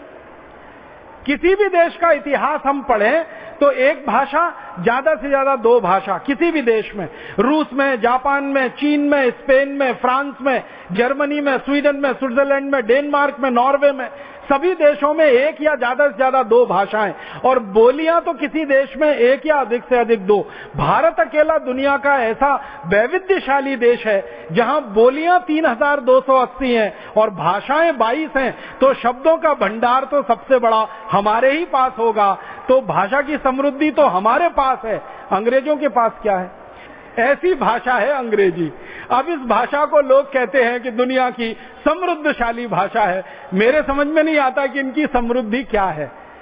जिनकी व्याकरण जो है स्थिर नहीं, बदलती रहती है समय के हिसाब से, सुविधाओं के हिसाब से, और जिस भाषा में शब्द सबसे कम हो, जिन भाषाओं के दूसरी भाषाओं के कई कई समानार्थक पर्यायवाची शब्दों, इनके पास कुल जमा एक ही हो, तो बहुत गरीब भाषा है, गरीबों की भाषा है।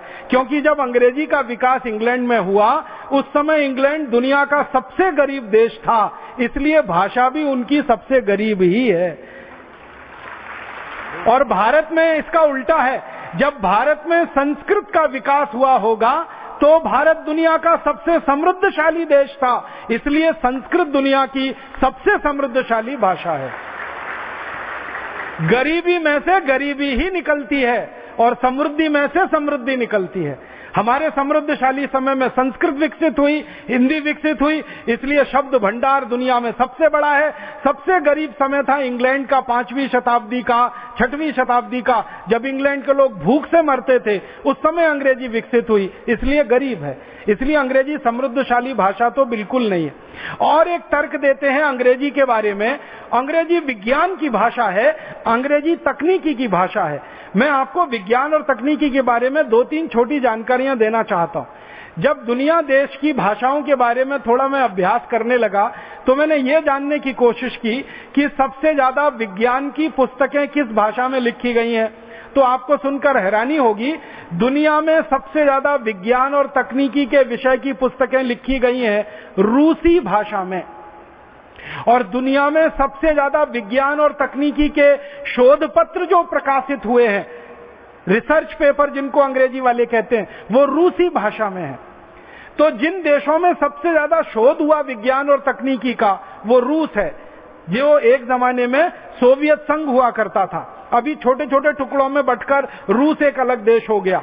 तो रूसी भाषा में सबसे ज्यादा शोध पत्र प्रकाशित हुए, रूसी भाषा में सबसे ज्यादा विज्ञान और तकनीकी की पुस्तकें प्रकाशित हुई हैं। तो विज्ञान और तकनीकी की भाषा रूसी भाषा है। और विज्ञान तकनीकी विषय को अगर छोड़ दें, दर्शन के विषय को ले लें, दर्शन शास्त्र में सबसे ज्यादा पुस्तकें प्रकाशित हुई हैं पूरी दुनिया में, वो जर्मन में है। और सबसे बड़े दर्शन शास्त्री जो दुनिया के माने जाते हैं वो सब जर्मन है, अंग्रेज नहीं है। हम मार्क्स की बात सुनते हैं ना, मार्क्स वो जर्मन था। कांट की बात करते हैं ना, वो जर्मन था। हीगेल की बात करते हैं, वो जर्मन था।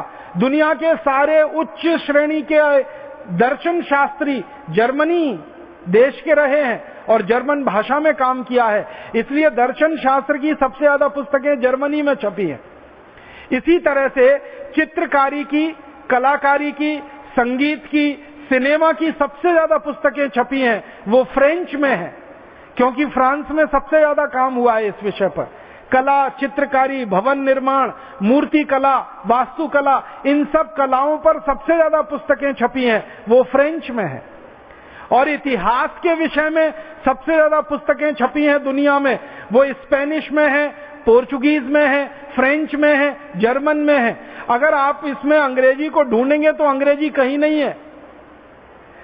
अगर एक शब्द में, एक वाक्य में मैं ये कहूं कि इतिहास में सबसे ज्यादा पुस्तकें अंग्रेजी भाषा को छोड़कर सभी भाषाओं में हैं, दर्शन शास्त्र में सबसे ज्यादा पुस्तकें अंग्रेजी भाषा को छोड़कर अन्य भाषाओं में है, जर्मन में तो सबसे ज्यादा है। विज्ञान और तकनीकी में सबसे ज्यादा पुस्तकें रूसी भाषा में है, अंग्रेजी में तो बहुत कम है, क्योंकि अंग्रेजी में विज्ञान और तकनीक का शोध सबसे कम हुआ है। लेकिन आप हैरान हो जाएंगे, आप ये कहेंगे कि हमको तो सारी दुनिया में ये बताया जाता है, ये वैज्ञानिक इंग्लैंड का, वो वैज्ञानिक इंग्लैंड का, ये तकनीशियन इंग्लैंड का, वो तकनीशियन इंग्लैंड का। मैं आपको एक बात कहना चाहता हूं जो बहुत खराब है, लेकिन वो सच्ची बात है। इंग्लैंड की भाषा अंग्रेजी में सबसे कम विज्ञान और तकनीकी पर शोध हुआ है, लेकिन दुनिया में जो कुछ अंग्रेजी में छपा है उनमें से आधे से ज्यादा चोरी का है, दूसरों ने शोध किया है, उसको अंग्रेजों ने अपना नाम लगा के छाप दिया है। कभी समय आया तो आपके सामने एक विषय पे बात करूंगा कि अंग्रेज वैज्ञानिकों ने भारत के वैज्ञानिकों की क्या क्या शोध चुराई है और कौन कौन सी तकनीकी अपने नाम से प्रकाशित कराई है। दुनिया में एक बहुत बड़ा झूठ पूरी दुनिया में चलाया जा रहा है, संकेत में कह रहा हूं, कि हवाई जहाज का आविष्कार राइट ब्रदर्स ने किया। आपको सुनकर हैरानी होगी, राइट ब्रदर्स से लगभग 14-15 साल पहले हवाई जहाज का आविष्कार पूना में हुआ था, भारतीय वैज्ञानिकों ने किया था। इसी तरह से सारी दुनिया में एक झूठ फैलाया गया, बर्फ का आविष्कार अंग्रेज वैज्ञानिकों ने किया। एक तो बर्फ वो होती है जो प्रकृति से हमको मिलती है, बारिश जैसे गिरती है ना वैसे बर्फ गिरती है, उसकी बात नहीं कर रहा हूं। प्रयोगशाला में बर्फ बनाने का आविष्कार ये कहते हैं इंग्लैंड के वैज्ञानिकों ने किया 17वीं शताब्दी में। हमारे पास इस बात के प्रमाण है कि 10वीं शताब्दी में भारत में बर्फ निर्माण की फैक्ट्रियां चलती थी। इंग्लैंड में 17वीं शताब्दी में बर्फ का निर्माण का उन्होंने पहली बार शोध किया। यहां 10वीं शताब्दी में सन 1000 के आसपास बर्फ बनाने की सैकड़ों फैक्ट्रियां थी भारत में, जहां फैक्ट्री में बर्फ बनती थी, और बर्फ का आविष्कार तो उसके बहुत पहले का है। ऐसे ही दुनिया के सामने एक बहुत बड़ा झूठ प्रचारित कर रखा है, न्यूटन ने गुरुत्वाकर्षण के नियमों का आविष्कार किया।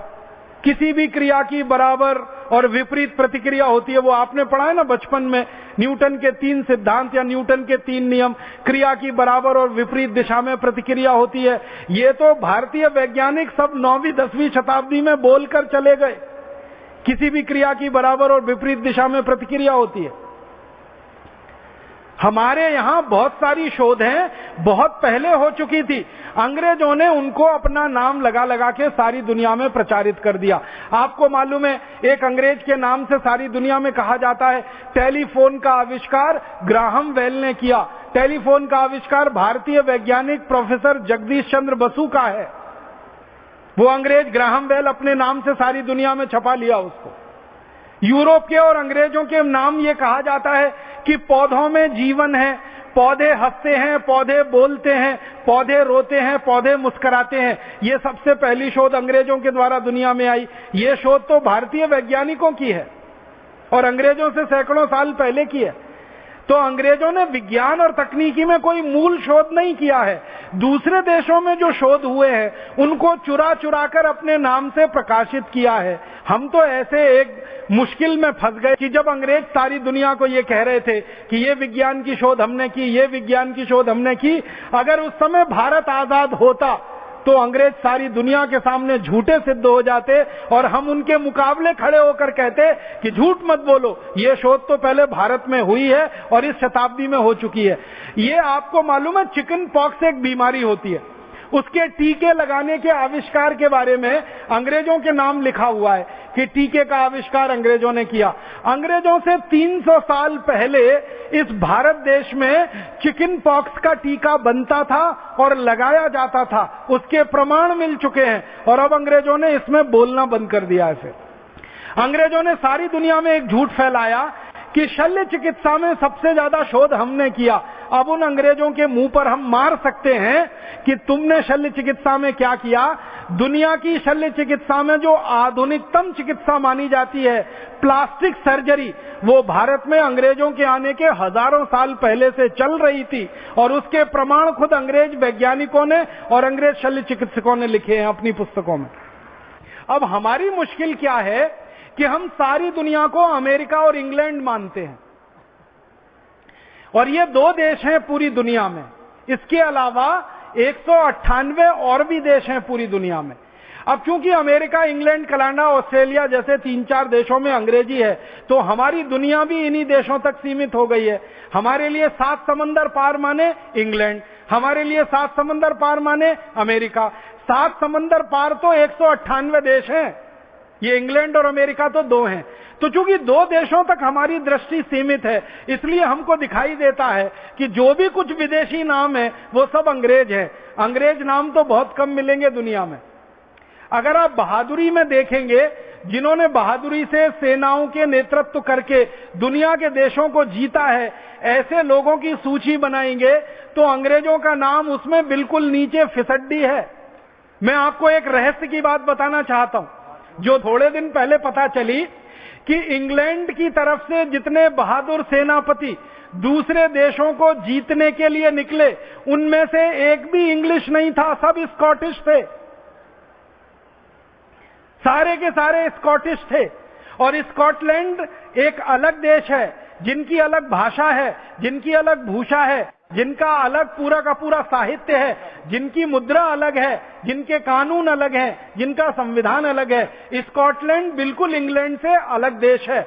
और स्कॉटलैंड के जो निवासी थे वो चूंकि अंग्रेजों के गुलाम हो गए थे इसलिए अंग्रेज जहां भी मरने के लिए भेजते थे स्कॉटिश लोगों को भेज दिया करते थे, ये खुद नहीं जाते थे कभी युद्ध में।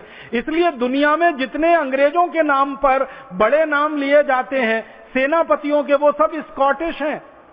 और दूसरे नंबर पर आयरिश हैं। इंग्लिश तो बहुत कम है।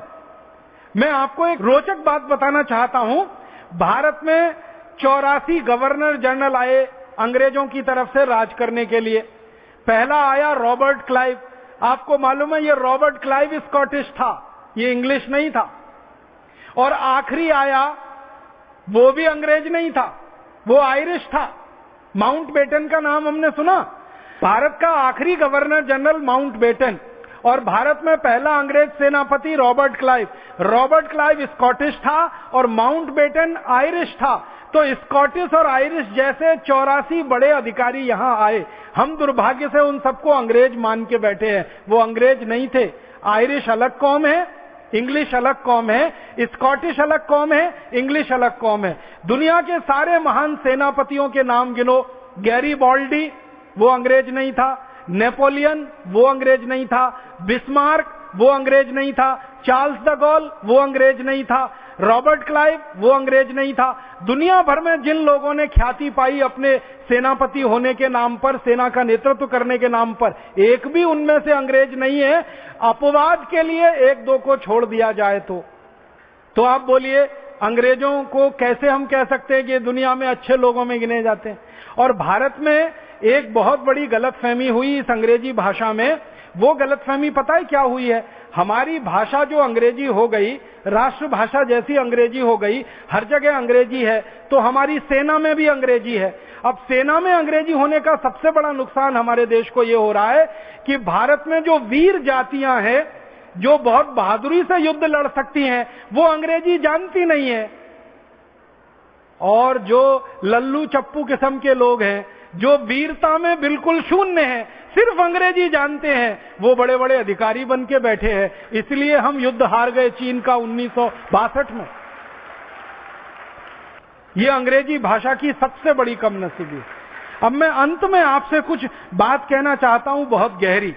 भारत के लोगों ने और सारी दुनिया के लोगों ने, जो अंग्रेजी के समर्थक है ना और अंग्रेजी के विरोधी पूरी दुनिया में, एक बहुत बड़ा झूठ अभी प्रचारित करना शुरू किया है।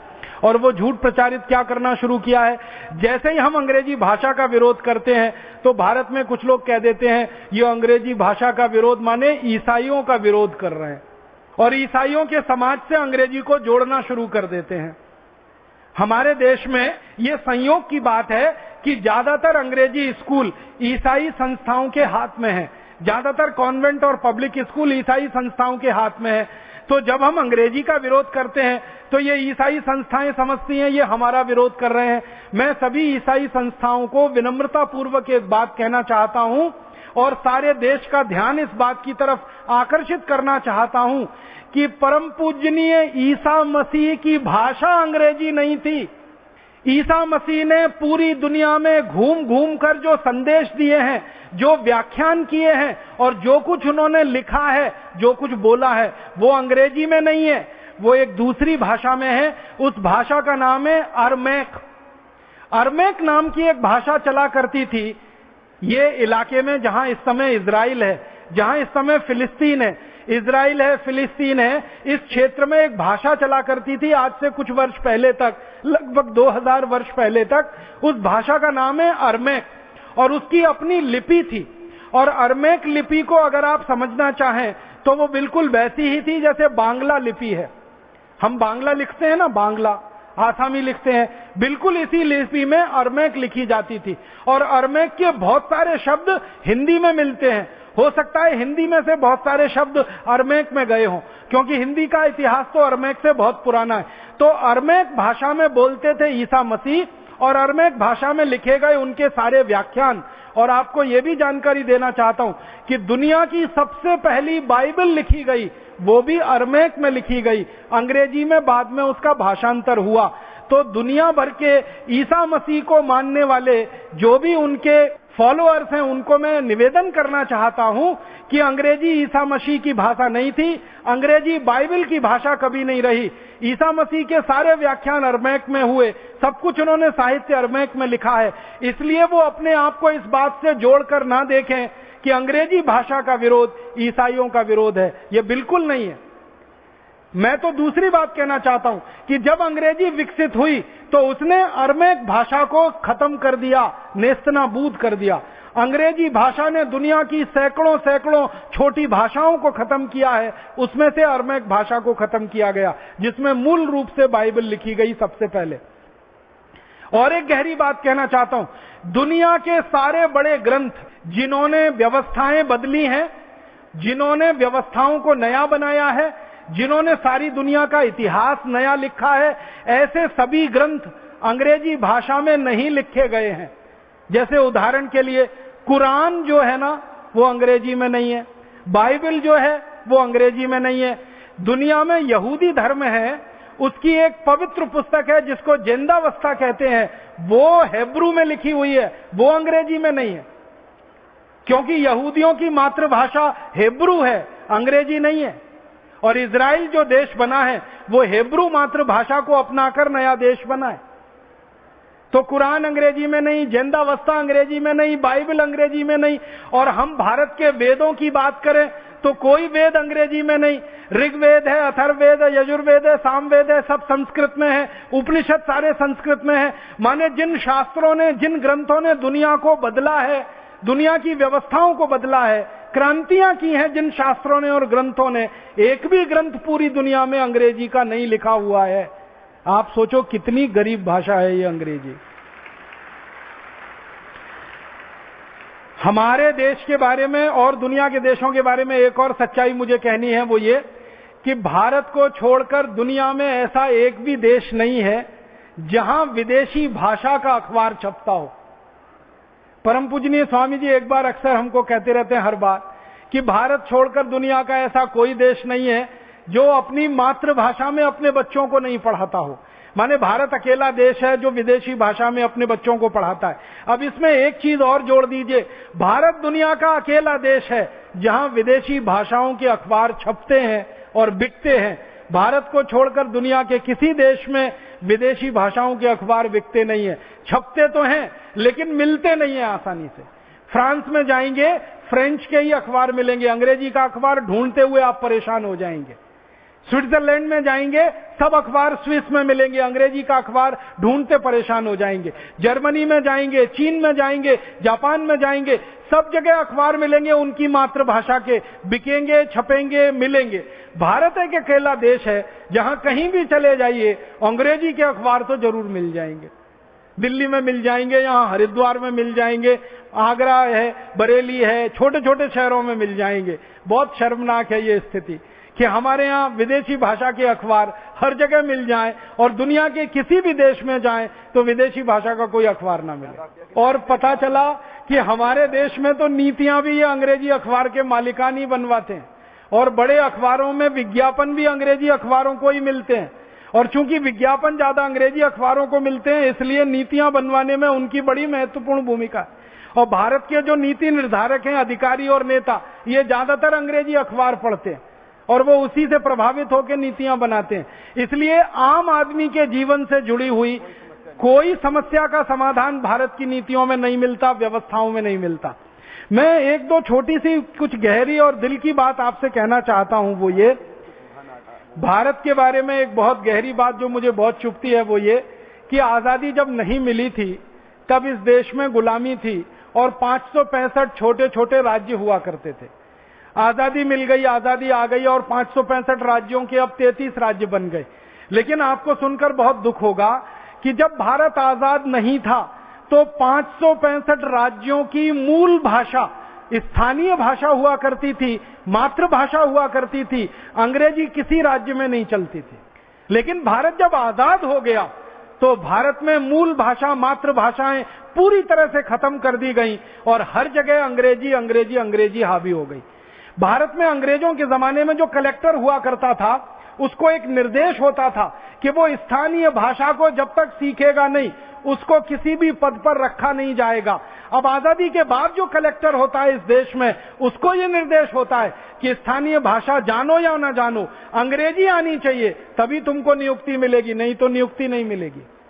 माने ये दो बातों को अगर हम समझें गहराई से तो ये कि हम गुलामी के दिनों में भाषा के स्तर पर ज्यादा आजाद थे बनिस्बत आजादी के दिनों में भाषा के स्तर पर ज्यादा गुलाम हैं हम। जब हमारे राजकाज की पूरी भाषा अंग्रेजी हो गई है, राजकाज के व्यवहार की पूरी भाषा अंग्रेजी हो गई है, मुझे बहुत दुख होता है, दर्द होता है, आपको भी शायद होता होगा। आजाद भारत के, स्वतंत्र भारत के राष्ट्रपति अंग्रेजी में संदेश देते हैं, आजाद भारत के प्रधानमंत्री अंग्रेजी में बात करते हैं, आजाद भारत के प्रधानमंत्री संसद में अंग्रेजी बोलते हैं, संसद के बाहर अंग्रेजी बोलते हैं, राष्ट्रपति संसद में अंग्रेजी बोलते हैं, संसद के बाहर अंग्रेजी बोलते हैं, भारत के सांसद अंग्रेजी में बात करते हैं संसद में, संसद के बाहर अंग्रेजी में बात करते हैं, विधायिकाओं के विधायक अंग्रेजी में बात करते हैं, विधायिकाओं के अंदर बात करते हैं, विधायिकाओं के बाहर बात करते हैं। हमारे देश की अदालतों में न्याय जिसको चाहिए, वादी हो या प्रतिवादी, वो अंग्रेजी में बेचारा पूरी बहस को टुकुर टुकुर देखता रहता है। जैसे बकरे को हलाल करते समय बकरा अपनी आंखों से देखता रहता है टुकुर टुकुर, ऐसे न्याय की अदालत में खड़ा हुआ हमारे देश का कोई न्याय पाने वाला व्यक्ति पूरी बहस को अंग्रेजी में देखता रहता है, न उसके समझ में आती है, न उसके पल्ले पड़ती है। उसका वकील अंग्रेजी में बोल रहा है, सामने वाला वकील अंग्रेजी में जवाब दे रहा है, न्यायाधीश अंग्रेजी में सवाल कर रहा है, अंग्रेजी में जवाब दे रहा है, अंग्रेजी में पूरा का पूरा वो न्याय का फैसला लिख रहा है, वो फैसले की छपाई अंग्रेजी में हो रही है और वो न्याय पाने वाले के हाथ में दे दी जाती है, भाई तुम इसको पढ़ लो और समझ लो। क्या पढ़ेगा, क्या समझेगा? क्योंकि 1 करोड़ से भी कम लोग अंग्रेजी जानते हैं, समझते हैं। बहुत दुख होता है जब हम बाजारों में जाते हैं, दुकानों पर नाम पट्टिकाएं अंग्रेजी में लिखी गई हैं, दुकानों पर मिलने वाली वस्तुओं के नाम अंग्रेजी में लिखे गए हैं। हम इस देश में गलियों में द्वारों पर घूमते रहते हैं, द्वारों के बाहर नाम पट्टिकाएं अंग्रेजी में है, द्वारों की गलियों के नाम अंग्रेजी में है, सड़कों के नाम अंग्रेजी में है। सरकार ने आज तक वो नाम नहीं बदले हैं। कहीं कर्जन रोड है, कहीं लॉरेंस रोड है, कहीं मैकडॉवल रोड है, तो कहीं पैथिक लॉरेंस रोड है, तो कहीं लिलिथगो रोड है, तो कहीं डलहौजी रोड है, तो कहीं डलहौजी नगर है, तो कहीं वास्को डिगामा नगर है।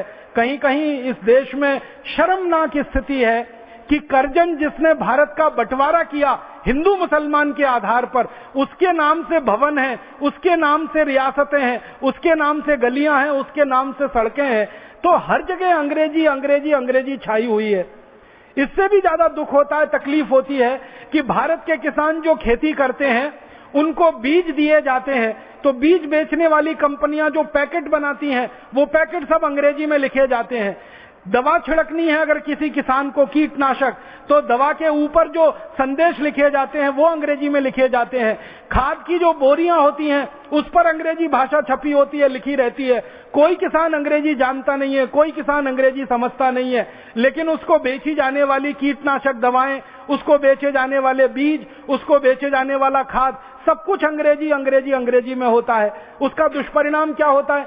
किसान को मालूम नहीं है कि अंग्रेजी में किसी दवा के लिए लिखा गया है कि इस दवा को थोड़ी ही मात्रा में लेना है। किसान कई बार ज्यादा मात्रा में लेता है, वो खुद मरता है, दूसरों को भी मारने का कारण बन जाता है।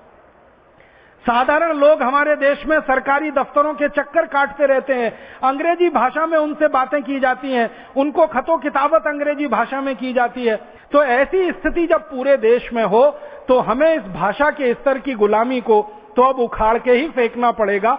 मेरे मन में तो एक ही बात है कि जैसे अंग्रेजों को उखाड़ कर फेंका, वैसे अब अंग्रेजी को उखाड़ कर फेंकना है। यही एक काम बाकी है जो हमारे शहीदों के, क्रांतिवीरों के सपनों से जुड़ा हुआ है। और ये भारत स्वाभिमान का अभियान चाहता है कि सारे देश में से अंग्रेजी हटे। तो आप बोलेंगे अंग्रेजी कहां कहां से हटे? मैं निवेदन करना चाहता हूं, अंग्रेजी हमारी अदालतों से हटे, अंग्रेजी हमारी शिक्षा व्यवस्था में से हटे, अंग्रेजी हमारी शासन व्यवस्था में से हटे, अंग्रेजी हमारे कारखानों से हटे, अंग्रेजी हमारी फौज में से हटे, अंग्रेजी हमारी प्लाटून में से हटे, अंग्रेजी हमारे वैज्ञानिक संस्थानों से हटे, अंग्रेजी हमारे कृषि संस्थानों में से हटे, अंग्रेजी हमारे रोजमर्रा के जीवन में काम आने वाली सरकारी संस्थाओं में से हटे। इन सभी जगह से अंग्रेजी हटाई जाए। तो आप बोलेंगे कहां भेजा जाए? इसको 7 समंदर पार इसके देश में छोड़कर आया जाए। हमारी जगह से ये अंग्रेजी हटे। या तो ये 7 समंदर पार भेजी जाए अंग्रेजी, या इस अंग्रेजी को पुस्तकालयों में बंद कर दिया जाए, या इस अंग्रेजी को विदेशी भाषा के शिक्षण संस्थानों में दे दिया जाए। विदेशी भाषा के शिक्षण संस्थान खोल दिए जाएं, उनमें अंग्रेजी सीखने और सिखाने का काम चलता रहे, बाकी भारत के हर स्थान से अंग्रेजी हट जाए। तो आप कहेंगे जी कुछ लोगों को अंग्रेजी सीखनी है, जिनको अंग्रेजी सीखनी है वो विदेशी भाषा के शिक्षण संस्थानों में दाखिला ले लेंगे, अंग्रेजी सीख लेंगे। आपने देखा है दिल्ली में बड़े बड़े होर्डिंग्स लगे हैं, बोर्ड लगे हैं, 60 दिन में अंग्रेजी बोलना सीखिए। कोई कहता 30 दिन में अंग्रेजी बोलना सीखिए। अभी यहां हरिद्वार में तो ऋषिकुल चौक पर होर्डिंग लगा है 15 दिन में अंग्रेजी बोलना सीखिए। जब हमारे यहाँ इतने महान महान लोग हैं जो 15 दिन में अंग्रेजी बोलना सिखा सकते हैं, तो 15 साल क्यों बर्बाद करना अंग्रेजी सीखने में? हम तो 15 दिन में सीख लेंगे। ऋषिकुल चौराहे पर बोर्ड लगा हुआ है, वहां जाके भर्ती हो जाएंगे, 15 दिन में कुछ टूटी फूटी अंग्रेजी सीख जाएंगे, और इतनी तो सीख जाएंगे कि अंग्रेजों से बात कर सके, उनको समझा सके, उनकी समझ सके। हमको अंग्रेजी भाषा 15-15 साल पढ़ने की क्या जरूरत है? पहली कक्षा से अंग्रेजी, दूसरी से अंग्रेजी, तीसरी से अंग्रेजी, और अंतिम कक्षा तक अंग्रेजी। ये तो बहुत बड़ा अत्याचार है। और इस अत्याचार में नुकसान पता है क्या होता है? हम भाषा को सीखते सीखते सारा समय बर्बाद कर देते हैं, विषय हम सीख नहीं पाते। हमको गणित सीखना है, हमको दर्शन शास्त्र सीखना है, इतिहास सीखना है, भूगोल सीखना है, हमको भौतिकी सीखनी है, रसायन शास्त्र सीखना है, अन्य अन्य शास्त्र सीखने हैं। लेकिन ये चूंकि सब अंग्रेजी से जुड़े हुए हैं, तो अंग्रेजी सीखने में ही 8-10 साल निकल जाते हैं। फिर इन शास्त्रों को सीखने का जब समय आता है, तो अंग्रेजी के बोझे से इतने लद जाते हैं कि ये शास्त्र छूट जाते हैं, अंग्रेजी आगे आ जाती है। और जो लोग शास्त्र सीख जाते हैं, उनको चूंकि अंग्रेजी नहीं आती है, इसलिए माना जाता है कि ये जिंदगी के हर क्षेत्र में बेकार है। और इसके चक्कर में हमारे देश का एक बड़ा नुकसान हो रहा है। 18 करोड़ विद्यार्थी प्राथमिक कक्षा में भर्ती होते हैं, और अंतिम कक्षा तक निकलते निकलते वो 1 करोड़ रह जाते हैं। भारत सरकार कहती है 17 करोड़ विद्यार्थी केवल और केवल इस कारण से फेल हो जाते हैं कि वो अंग्रेजी नहीं जान पाते, नहीं सीख पाते।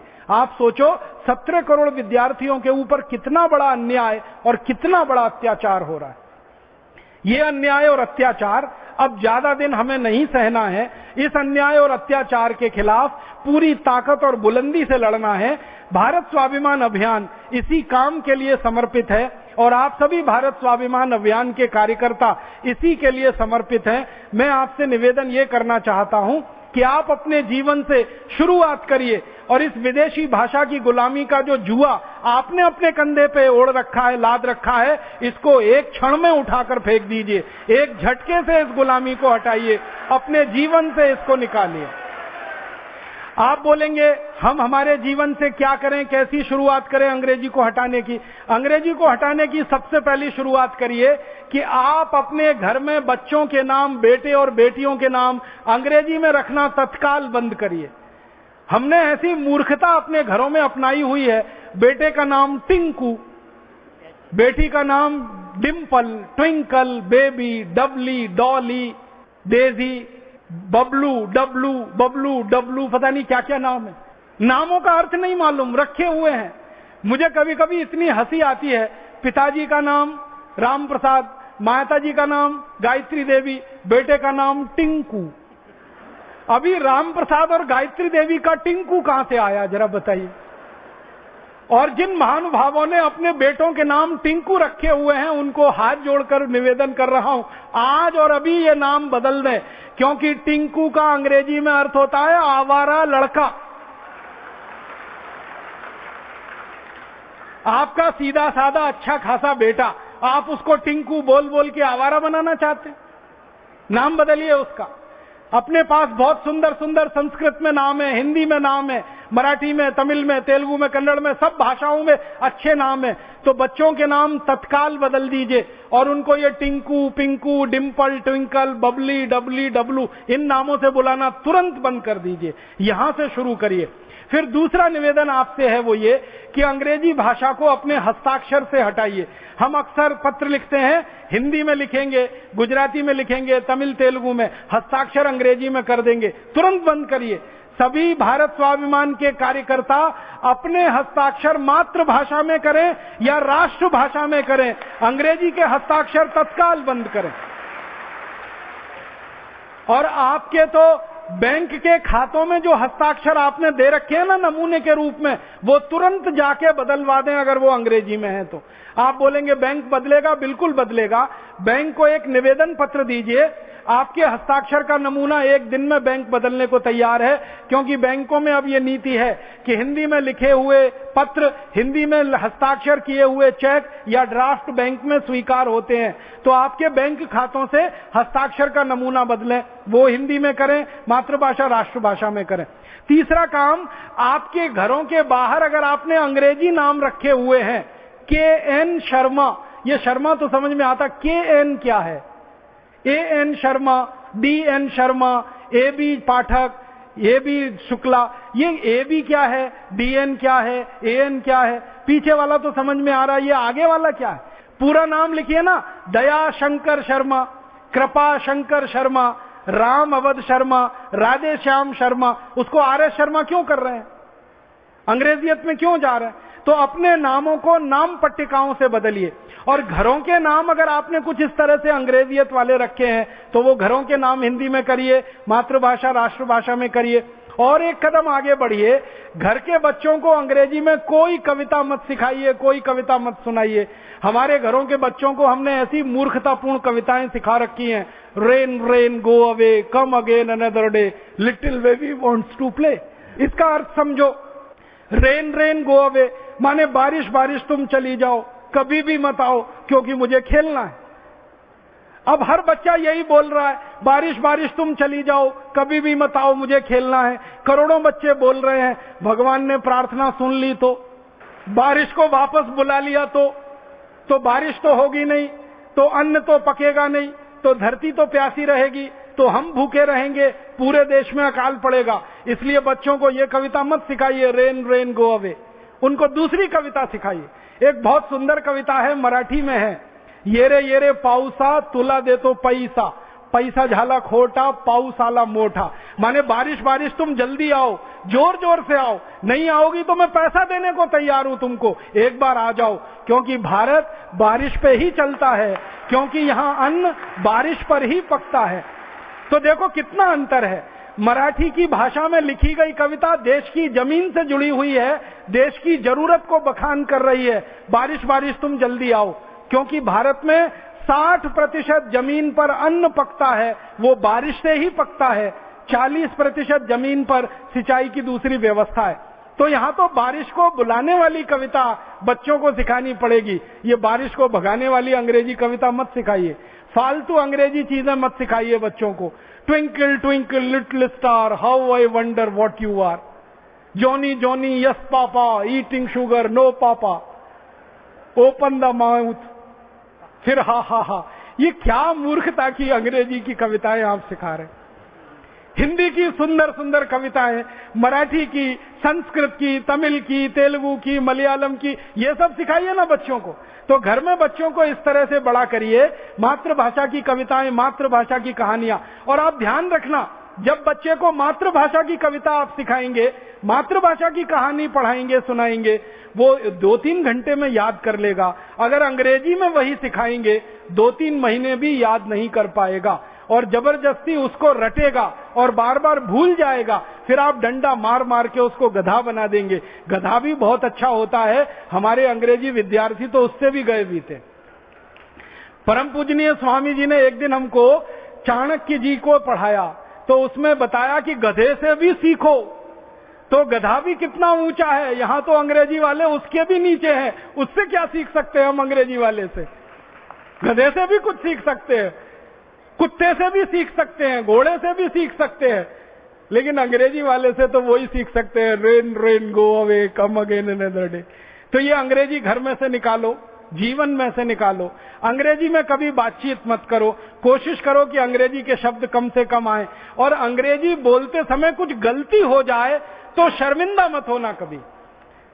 मुझे बहुत बार ऐसा लगता है कि हम लोग अंग्रेजी बोलने की कोशिश करते हैं और उसमें कुछ गलती हो जाती है, और होना वो स्वाभाविक है, क्योंकि हमारी मातृभाषा नहीं है, वो विदेशी भाषा है। उसमें गलती हो जाए तो कौन सी ऐसी खास बात है। इसलिए अंग्रेजी में कभी गलती हो जाए तो शर्मिंदा मत करना अपने आप पर। मुझे तो लगता है कि अंग्रेजी में गलती हो जाए तो गर्व करना, क्योंकि वो मातृभाषा नहीं है हमारी, इसलिए गलती हुई तो क्या दिक्कत है उसमें। कभी भी गर्व करना उस पर। मातृभाषा बोलने में गलती हो जाए, राष्ट्रभाषा बोलने में गलती हो जाए तो शर्म आनी चाहिए अपने आप पर। विदेशी भाषा बोलने में गलती हो जाए बिल्कुल शर्म नहीं करना। 1967 में सरकार ने जो कानून बनाया, और जो कानून इतना खतरनाक है कि भारत का एक राज्य भी अगर मना कर दे तो हिंदी लागू नहीं हो सकती और अंग्रेजी हट नहीं सकती। इस कानून को जल्दी से जल्दी बदलवाना है और जरूरत पड़े तो संविधान के अनुच्छेद 343 में संशोधन कराना है और इसके लिए भारत स्वाभिमान की ताकत को बढ़ाना है। जिस दिन हमारी ताकत भारत की राजनीतिक पार्टियों की ताकत से बड़ी हो जाएगी, भारत की सब राजनीतिक पार्टियों के पास कुल मिलाकर 4 करोड़ सदस्य हैं, जिस दिन भारत स्वाभिमान में कुल मिलाकर 5 करोड़ सदस्य हो जाएंगे, उस दिन ये कानून भी बदल जाएगा और संविधान में संशोधन भी हो जाएगा।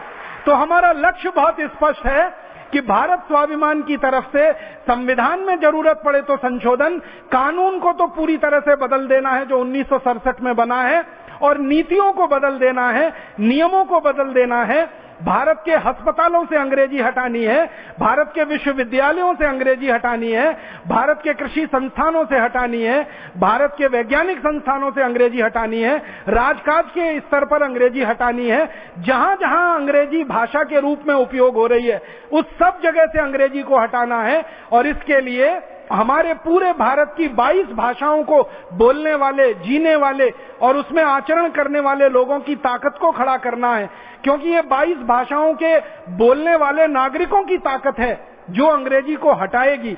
ये 22 भाषाओं के बोलने वाले नागरिकों की हिम्मत है जो अंग्रेजी को भारत से भगाएगी, और ये 22 भाषाओं को बोलने वाले नागरिकों की हिम्मत है जिसके कारण से इस देश से अंग्रेजी को हम 7 समंदर पार वापस भेजेंगे।